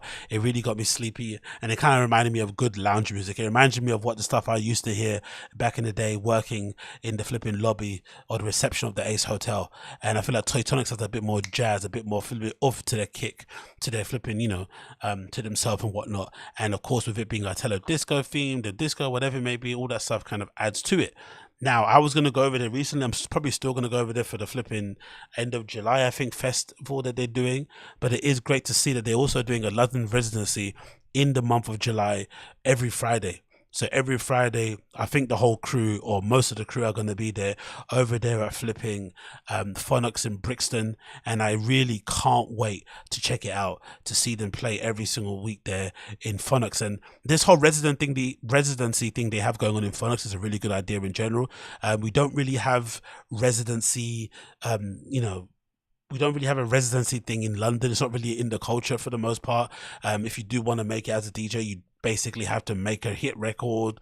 You have to create your own party, or just, you know, form your own collective or something. There is no way to kind of play at a club every week and kind of get your training and schooling of playing in front of a set audience for a period of time and then kind of building from there, that like they do in places like Berlin and other places. Doesn't really exist for the most part, but this is the closest version to it, where as a punter, especially if you live near or you just love the club in general, you know, for every Friday of the month of July, you know what you're going to get, you know what sound to expect. And it also gives the collective a chance to kind of grow and kind of, you know, build and sort of evolve over time as well, and be informed by the things that people are liking and not liking on the nights when they're putting it on. So I'm a real big advocate and a real big fan of this type of approach. Now, I know for sure if you're a venue, you'd rather just go get the biggest person to play every weekend as opposed to having, you know, a relatively unknown kind of collective doing it every week for July. I understand that, but I also do think in the long term, it kind of allows you to kind of diversify your audience and maybe kind of get some new people on board in the place. And obviously over time as well, especially with the amount of DJs they have on a label, you get the ability to also maybe have some new fans kind of jump on them. But I definitely am looking forward to this. Definitely will be checking this out in the flipping month of July every Friday over that Phonox Tonics London residency. I'll be featuring Athlete Whippet, Co-EO, Chromeo going to be doing a DJ set, D Diggs, G Lane, Kaput, who's the founder. You got Corelius playing, Lewis Chen, who I'm not really a big fan of, but it'd be cool to see what maybe she'll kind of turn me around in that respect. You got Mid, who's got an album out at the moment that's absolutely banging. Check that out if you haven't already. You got Sam Rafolio playing. You got Stump Valley, Rebecca Vassmant, and Ruby Savage, all there taking place at Phonox.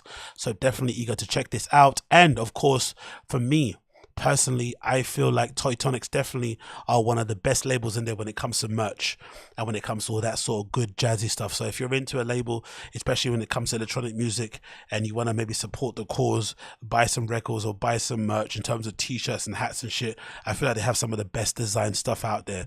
Actually, I think there's a better way to show it here via their Instagram, where they have like model pictures and shit, but I think they kind of take some really cool pictures and stuff, and they have some cool designs on t-shirts. And I love the fact that most of it is in color, if that makes any sense, because I'm so used to fucking dance music, electronic music merch being just black and white essentially, right? But the fact that they have fucking color and print and really cool graphics and artwork when it comes to their merch is something that kind of really ties me into. And again, the logo I feel like is really, really sick. So really do check this out if you haven't already. Good merch available there from Tonic. Always fun and good times. I've only been to one flipping party of theirs over there, but ever since then I've definitely been a flipping converter since I went to Italo Mania over there in Club Ost a few months ago. But I'm definitely eager and willing and can't wait for the London residency taking place over there at Phonox every Friday in July, every Friday in July. Okay, moving on from that one. We spoke about this, we spoke about that. What's we got to speak about here? Bear with me a second as I grab it. So what are you guys saying in the stream chat to me? I love Chromeo. I saw them back in 2015 at the government's ball. Sick Natashki, but close the mic. But it's okay. Another 6%. What's that? We're looking at 6 for the hair. It's a flat top. I don't know what Mega Fan's saying. Let me get you to move the mic about a fist from the hair. You talking to me? I think he's talking to me. I think so. Maybe you can hear the hair. It's when I'm twirling my hair. Are you picking up? Is it picking up on the microphone? That's a little bit weird. If so, my apologies. If that's the fact. My apologies if that is the case. Anyway, moving on from that one, let's quickly talk about this news. This has been quite funny, and this is another kind of example as to why flipping DJs in general are just so disconnected to fucking reality. Absolutely love it, right? So for some reason on fucking DJ Techno Twitter, there was an entire crazy discourse and bunch of arguments happening, all over the place about this one person deciding to tweet the following tweet, which I thought was pretty harmless, but for some reason it kind of really ragged people or rubbed people the wrong way. And it was this tweet regarding festivals and CDJs, right? Really strange and bizarre why this kind of triggered people, but this is a tweet. This is from a person called Rohan, and they said, idea: festivals to have one CDJ in the artist area green room for DJs to check if their USBs are working before a show. Now, immediately, when you see this tweet, you just think it's a shit post. It's not that deep. It's not that big of a deal. But for some reason, it really did flipping trigger people to write fucking op-eds in terms of why that is a bad idea and why it's destructive and harmful, and about them shaking and feeling emotional. And one example was, of course, this guy here who wrote an entire 7-page thread on the whole issue, which I'm going to read to you, and a few other bits and responses as well. So this person called Esky I83 on Twitter says the following: people complaining about the CDJs again and how buggy they became. The reason is pretty simple, even though this is not what this guy is talking about. But anyway, we continue. Pioneer DJ is building every new CDJ model based off of previous models, and it goes like this for decades, and they add new features on top of the code that exists already. This is 1 out of 7. 2 out of 7.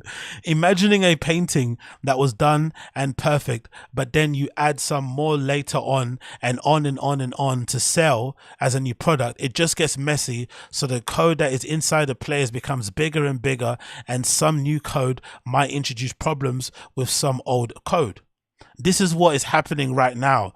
They need to start fresh, but there's no reason for them to do so because their products sell out everywhere. Try to buy a CDJ 3000 now. You'll have to wait 3 months. So they believe their product is so good, they don't need to change. 4 out of 7. The demand is high, and at the end of it, it's about profit. Software development is expensive, so they're building on was what they have to long maximum profit. Last but not least, when a new player is introduced, they ask the wrong DJs for feedback. So somehow he's blaming the DJs for this, which is just bizarre. There's also so many unbelievable stupid behavior on those players that can create so much trouble. Just look at how many of the new features are being used on stage by big names. Almost zero. The risk is high to train wreck because the some behavior is unacceptable. Many CDJ DJs are making fun of DJs using laptops with Serato without understanding that DJ software like Serato is light years ahead of how software of CDJs is working. I just tried to make the jump to USB only sets, and it's such a step backwards.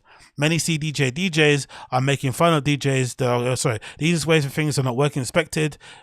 That's why young people run into major problems when they play on CDJs for the first time, because they are cheaper controller and the DJ software works actually better than the flagship product. So loads of fucking conversations all over the place. This guy was going on one.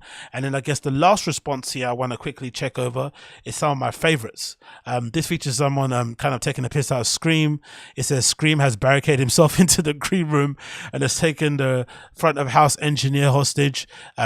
According to local authorities, the incident stems from a disagreement concerning an extra CDJ that was backstage for the artists to check their USBs. Authorities have issued a shelter in place. And then, of course, you could always count on fucking Mikhail to completely miss the point here. Mikhail, sorry, he says, I'm late on the CDJ Techno Twitter discourse as always. But all I have to say is that I'd rather see a young DJ blowing my mind with music I've never heard, played off $100 controller, than what I hear these days from well-functioning pre-checked USBs. So, of course, this is just his way to kind of virtue signal and remind everybody that he has friends in Tanzania and shit. Congratulations, get a pat on the back. No one's actually speaking about that, but hey, we continue. Another one says here, this is from Scream himself, who I had to fucking screenshot this because I went to go and check his Twitter and discovered I was blocked by the fucking legendary Scream for some reason. I'm not too sure why, but big up Scream regardless. I don't take that shit personally. He said, cunts want to argue about CDJs. Listen, have backups, mate. No arguments, really. Don't turn up assuming the festival is going to test your key. Take the fuck, get the fuck, sort yourselves out, right? So clearly weird reception and whatnot and discourse around the whole thing. But essentially, we can all say that this is incredibly redacted, right? Redacted with a capital R level. No festival needs to go out of their way to have a separate CDJ in the green room so DJs can check their USBs.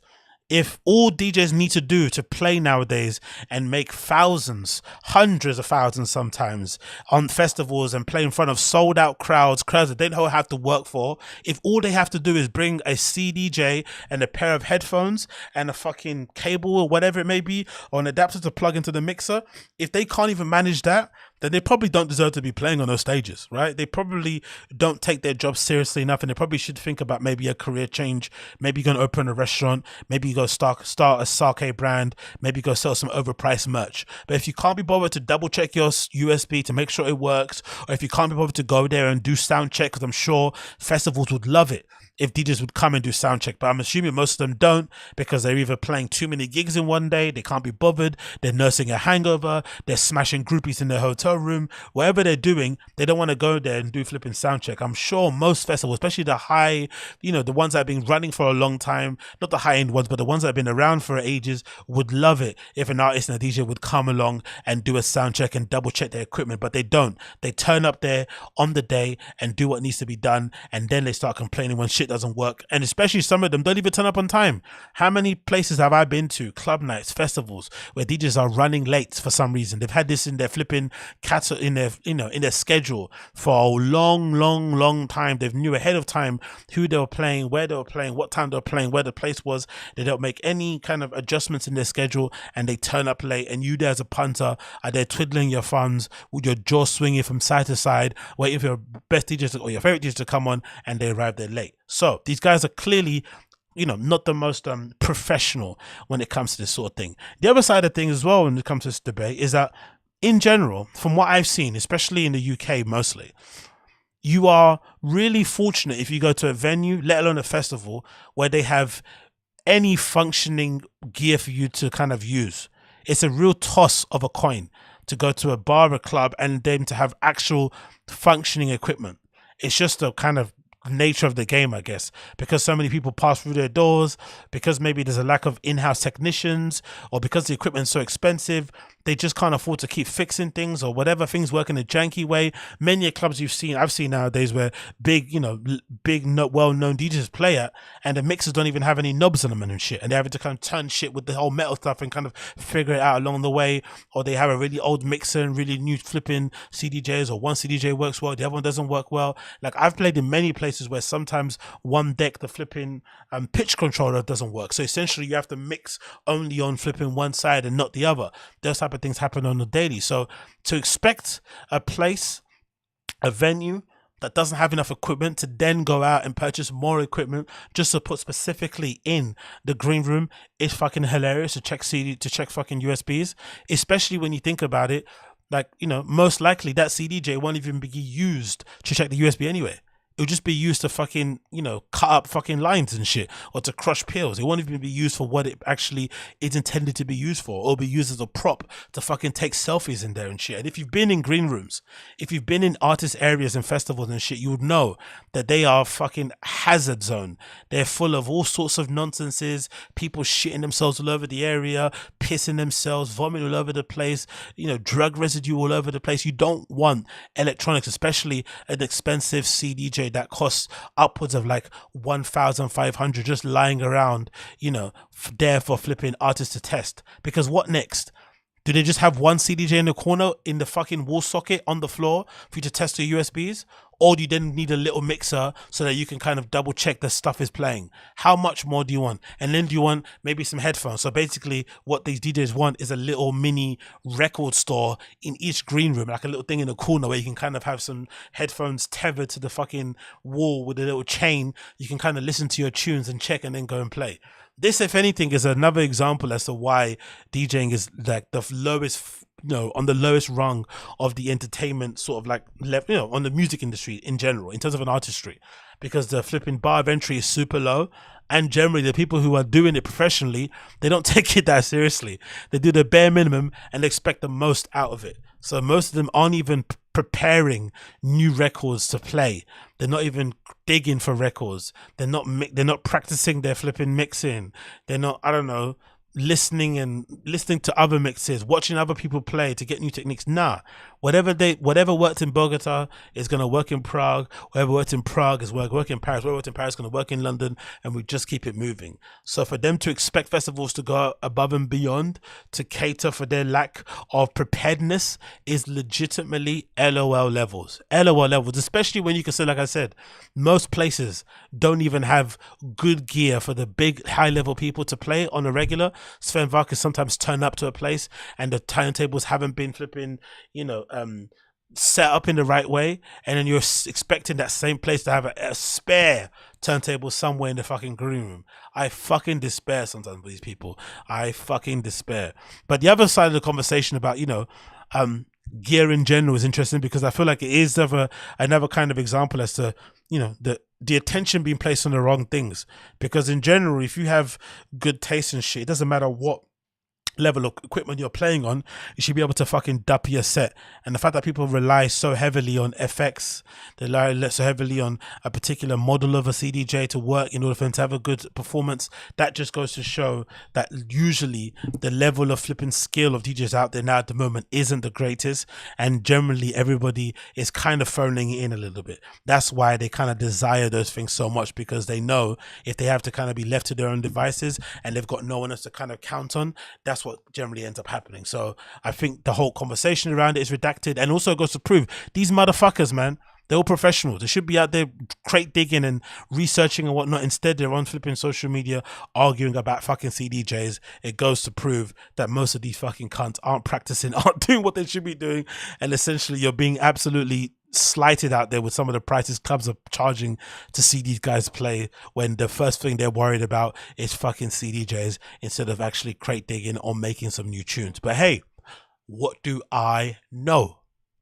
Next, we got this news courtesy of DJ Mag regarding SHERELLE's beautiful platform with a collaboration courtesy of AI, which is going to be a free London community studio for black and queer artists. I repeat, a free London community studio for black and queer artists. And I am a little bit, I'm in two minds about this whole thing, but I still think it's a decent thing that she's doing in terms of putting her money where her mouth is and essentially offering this platform for people who aren't the most who aren't in the position to maybe have these things. So to continue, it's a Danish brand. AI has teamed up with SHERELLE's beautiful platform to launch a free London community studio aimed at opening doors for black and queer artists.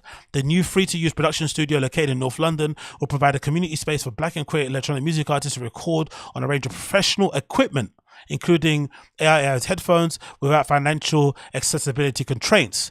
She says, speaking on the project, in the current climate that we are currently in, many things are getting more expensive and many people need to divert their money elsewhere. It's fantastic to have an initiative like this alongside AI, which also believes in the same principles of allowing people to create more freely. Hopefully we can make more of these and do this internationally. The new studios comes as part of an ongoing partnership between SHERELLE and AI, the audio brand, funding a number of free workshops and exhibitions for the beautiful community and numerous black LGBTQ plus artists throughout 2022.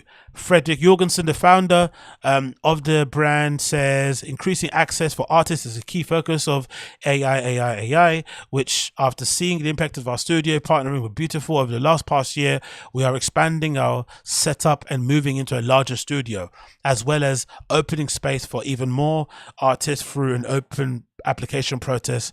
Through these, we hope to remove more obstacles for developing artists in the community. And there's a short clip here which features SHERELLE speaking about it. Let's quickly play this and see what they have to say.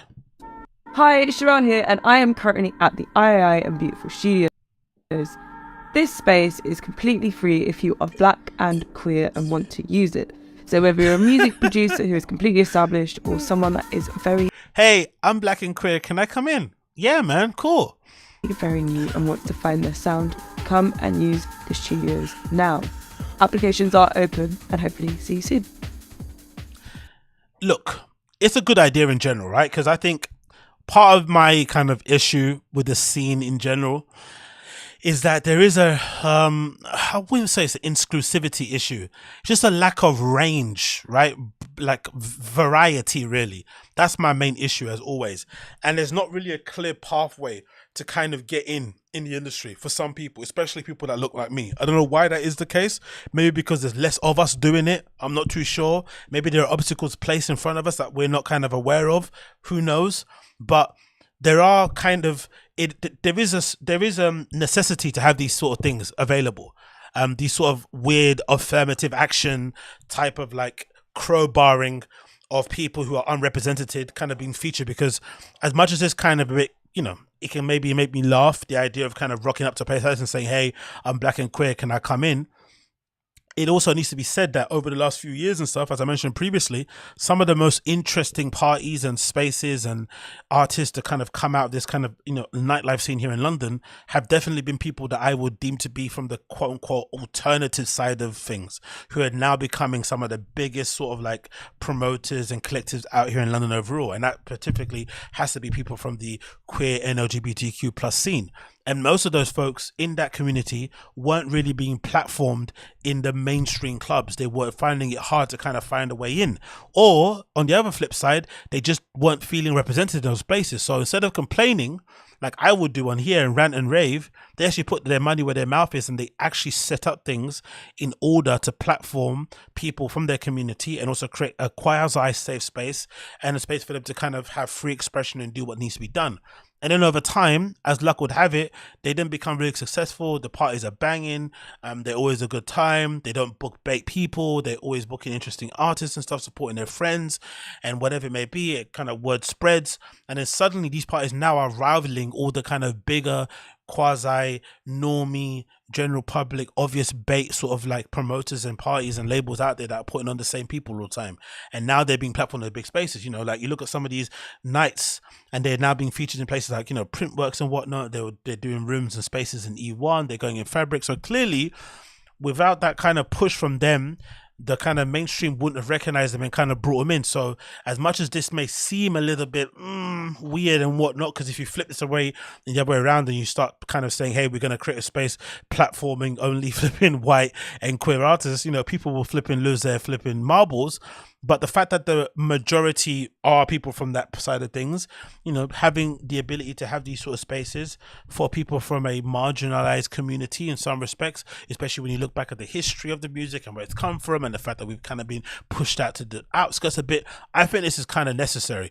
And if this is an option, a view, a way to kind of get in, get your foot in and whatnot, and to sort of quote unquote cheat the system as per se, then why the fuck not? Really and truly, because other people are doing far worse out there. So this is kind of done with the best intentions, I feel like, and it kind of needs to maybe be approached in that way, shape or form.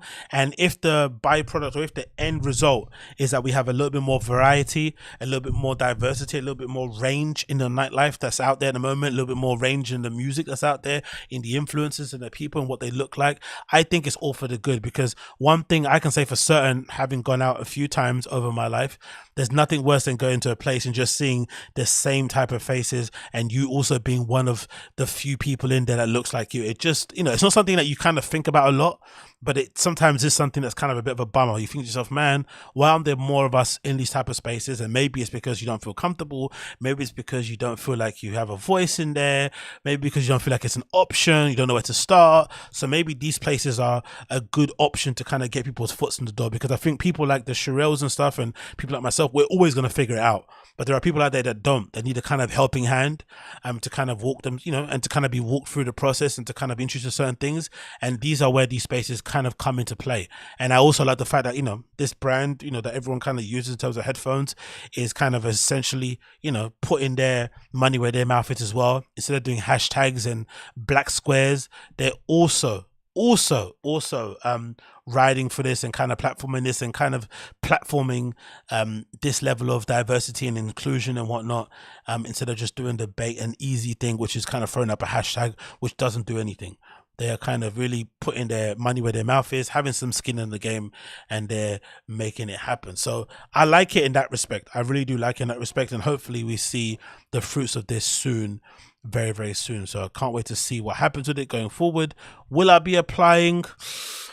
Not too sure, because I'm not too sure what type of blacks they want. To be fair, there's probably a range, right? There's probably like a scale, and maybe I don't fit into it. You know, I don't have white socks and shit, or like, you know, interesting piercings, tattoos and whatnot, you know.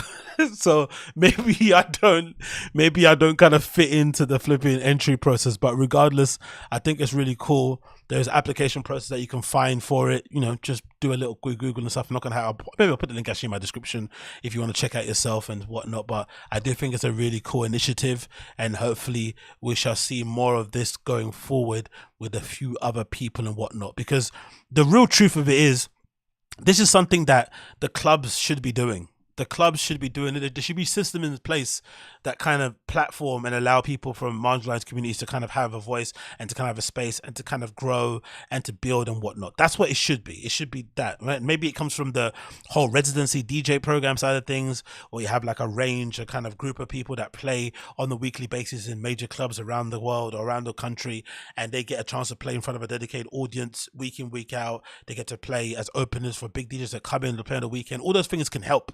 But of course, we don't have residency DJ things in the London. I think mostly because of the times that clubs are open. They just can't afford to have like nobodies like me playing. They'd rather have like, you know, 4 somebodies than have 3 nobodies and 1 somebody. You know, that kind of level. So I can kind of get it. But I think overall the harm that does in the long term is that when everybody's a somebody playing every single night, there's only so many of those people, and they're all playing at the same time all around the world. And sometimes there's kind of clauses in terms of competition things. You can't play in a certain place in a certain time frame, in a certain locale, blah blah blah blah, so that you then create a kind of, you kind of creating like a weird lack of options or scarcity in your kind of industry and scene because you exhausted the option because you put the same old people.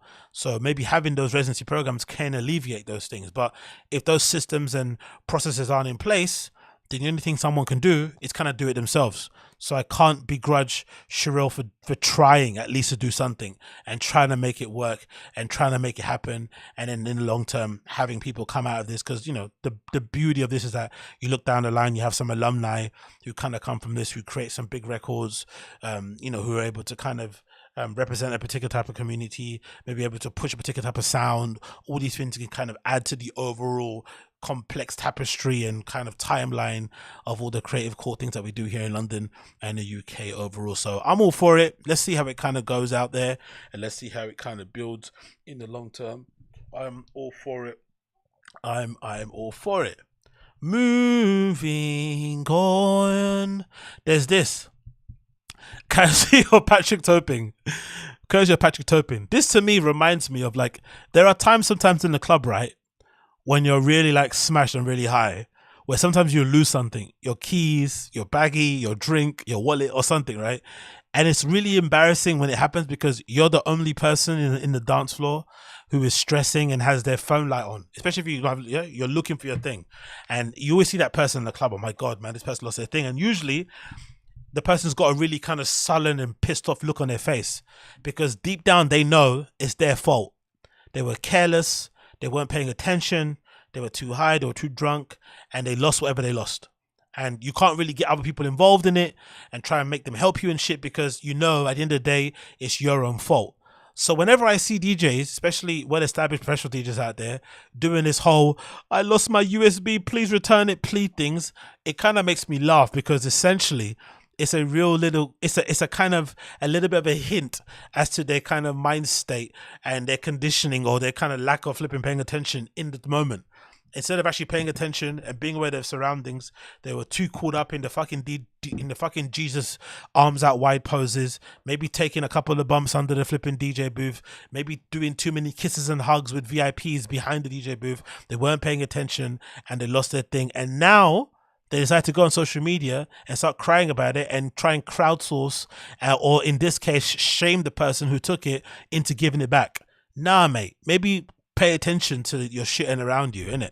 Like, it's not our responsibility to be giving it back once it's gone. Now it's gone, it's gone. So this is from Mixmag. Patrick Topin appeals for return of bag which went missing at the Toronto gig. It didn't get missing, mate. It got jacked. And again, imagine, we are living in somewhat of a recession. The cost of living has gone up around the world. People are hurting, people are crying, and here you are, popular world star DJ with a really expensive bag with some really expensive things in it, just leaving it around and not paying attention. What do you think is going to happen? Especially in a nightclub, right? I love nightclubs, I love nightlife, but let's not lie to ourselves. Only degenerates are out after 9 p.m. So the fact that you're in there not keeping your eyes on your things is definitely a you problem and not ours. But it continues here. It says Patrick Topin is appealing for the return of a bag containing his laptop and items of sentimental value. What do you have in it? Do you have pictures of his family, like little framed pictures of his family childhood in his bag, alongside some spare USBs and a couple of CDJs just in case? After it went missing at a gig in Toronto this weekend, the Trick label boss noticed his bag had disappeared after closing stage 2 of the Toronto-based festival Electric Island on Sunday, May 21st. Taking to social media, he said as follows: "Just finished Electric Island, can't find my bag. If anyone finds it, please bring it back to the Western Harbour Castle reception." Bro, your bag is gone, man. Buy a new one. Like, it just is what it is. Take the L. It's all happened to all of us. We've all had the same situation. It says here, the sentimental value of the things in my bag and my laptop can't be replaced and is worth more than anything else in that bag. I won't judge how it was found. I just really want everything back and will reward anyone that can help me. If you want someone to give you a bag back, number one, make the reward very clear.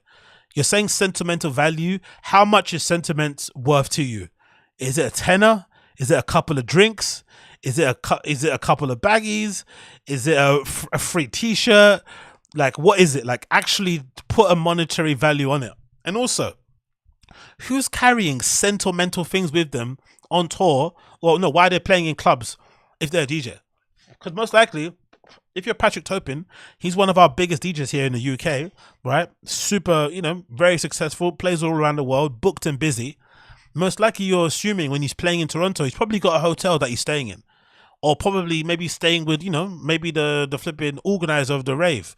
Maybe there's, you know, they're going to give you a couch to sleep on, but you've definitely got a roof that you're staying in. If that's the case, leave your stuff there and go and play the gig and then come back and get your stuff.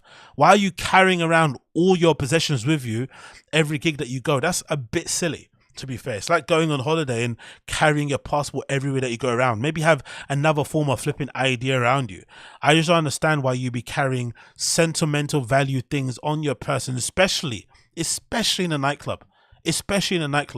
Right, where it's completely full of degenerates. Nothing good happens after 9 p.m. Everyone's fucking off their face. Everyone's drinking. Everyone's mingling, drinking, winking, whatever it may be, fingering each other. And here you are leaving your fucking bag around with your DJ name on it, looking all nice and shiny and shit. Pockets half opened, with gold bullion bricks inside, pictures of your grandmother and pictures of your kids and your pets and your partner all there hanging out, and maybe a couple wads of cash from some fucking cash in hand DJ job that you did in Bogota. It's absolutely ridiculous. And then to come out and try and have people crowdsource and shame whoever took it to give it back to you after you didn't pay attention is ridiculous. It kind of reminds me, like I said, of the person in the club who loses something, and then because they lost it, they're trying to get people around them to come find it for you. No. Don't tap me. Don't ask me for help. You lost your thing, go and find it. And this is coming from somebody like myself who's lost many things. I used to be a very serial loser of things. Keys, phones, whatever. You lose them all the time. So the fact that I'm saying this, like, suck it up, you know, you lost it, buy a new one, that says everything you need to know. But I just love the fact that it's sentimental things. I just can't, I'm trying to figure out what he might have had in it that was sentimental. Maybe like an engagement ring I can think of. Again, pictures of the family. I just couldn't imagine carrying around like an album, you know, an actual album full of pictures of me from my childhood and shit, of family shit, like just hanging around with you as you're going from gig to gig. Reading, checking it over as you're flipping in the airport and stuff. That's super bizarre. If you do have it, leave it in the hotel room. Don't take it around with you as you're going out somewhere. This doesn't make any sense in the slightest. But again, this is proof that DJs can't be trusted. DJs can't be trusted to bring a working USB stick, right, to a flipping festival or to a club event. So much so that you got DJs here flipping, asking people or asking festivals, right, to to have a spare CDJ in a green room for them to double check their fucking USB sticks. But then the same DJs also can't do the bare minimum and keep a fucking eye on their flipping gear and their flipping bag and shit. The same people. They want you to say, oh yeah, the CDJ in the green room makes a lot of sense. Come on, bro. Come on. So, you know, Patrick Topin, I like the guy. He's got some great productions. He's a pretty decent DJ also. It's not, you know, really my sound, but I do kind of appreciate what he's done and stuff and how he's grown over the years. Especially, I feel like since the pandemic, he's completely blown up. Over time, he's kind of gone straight to the fucking moon.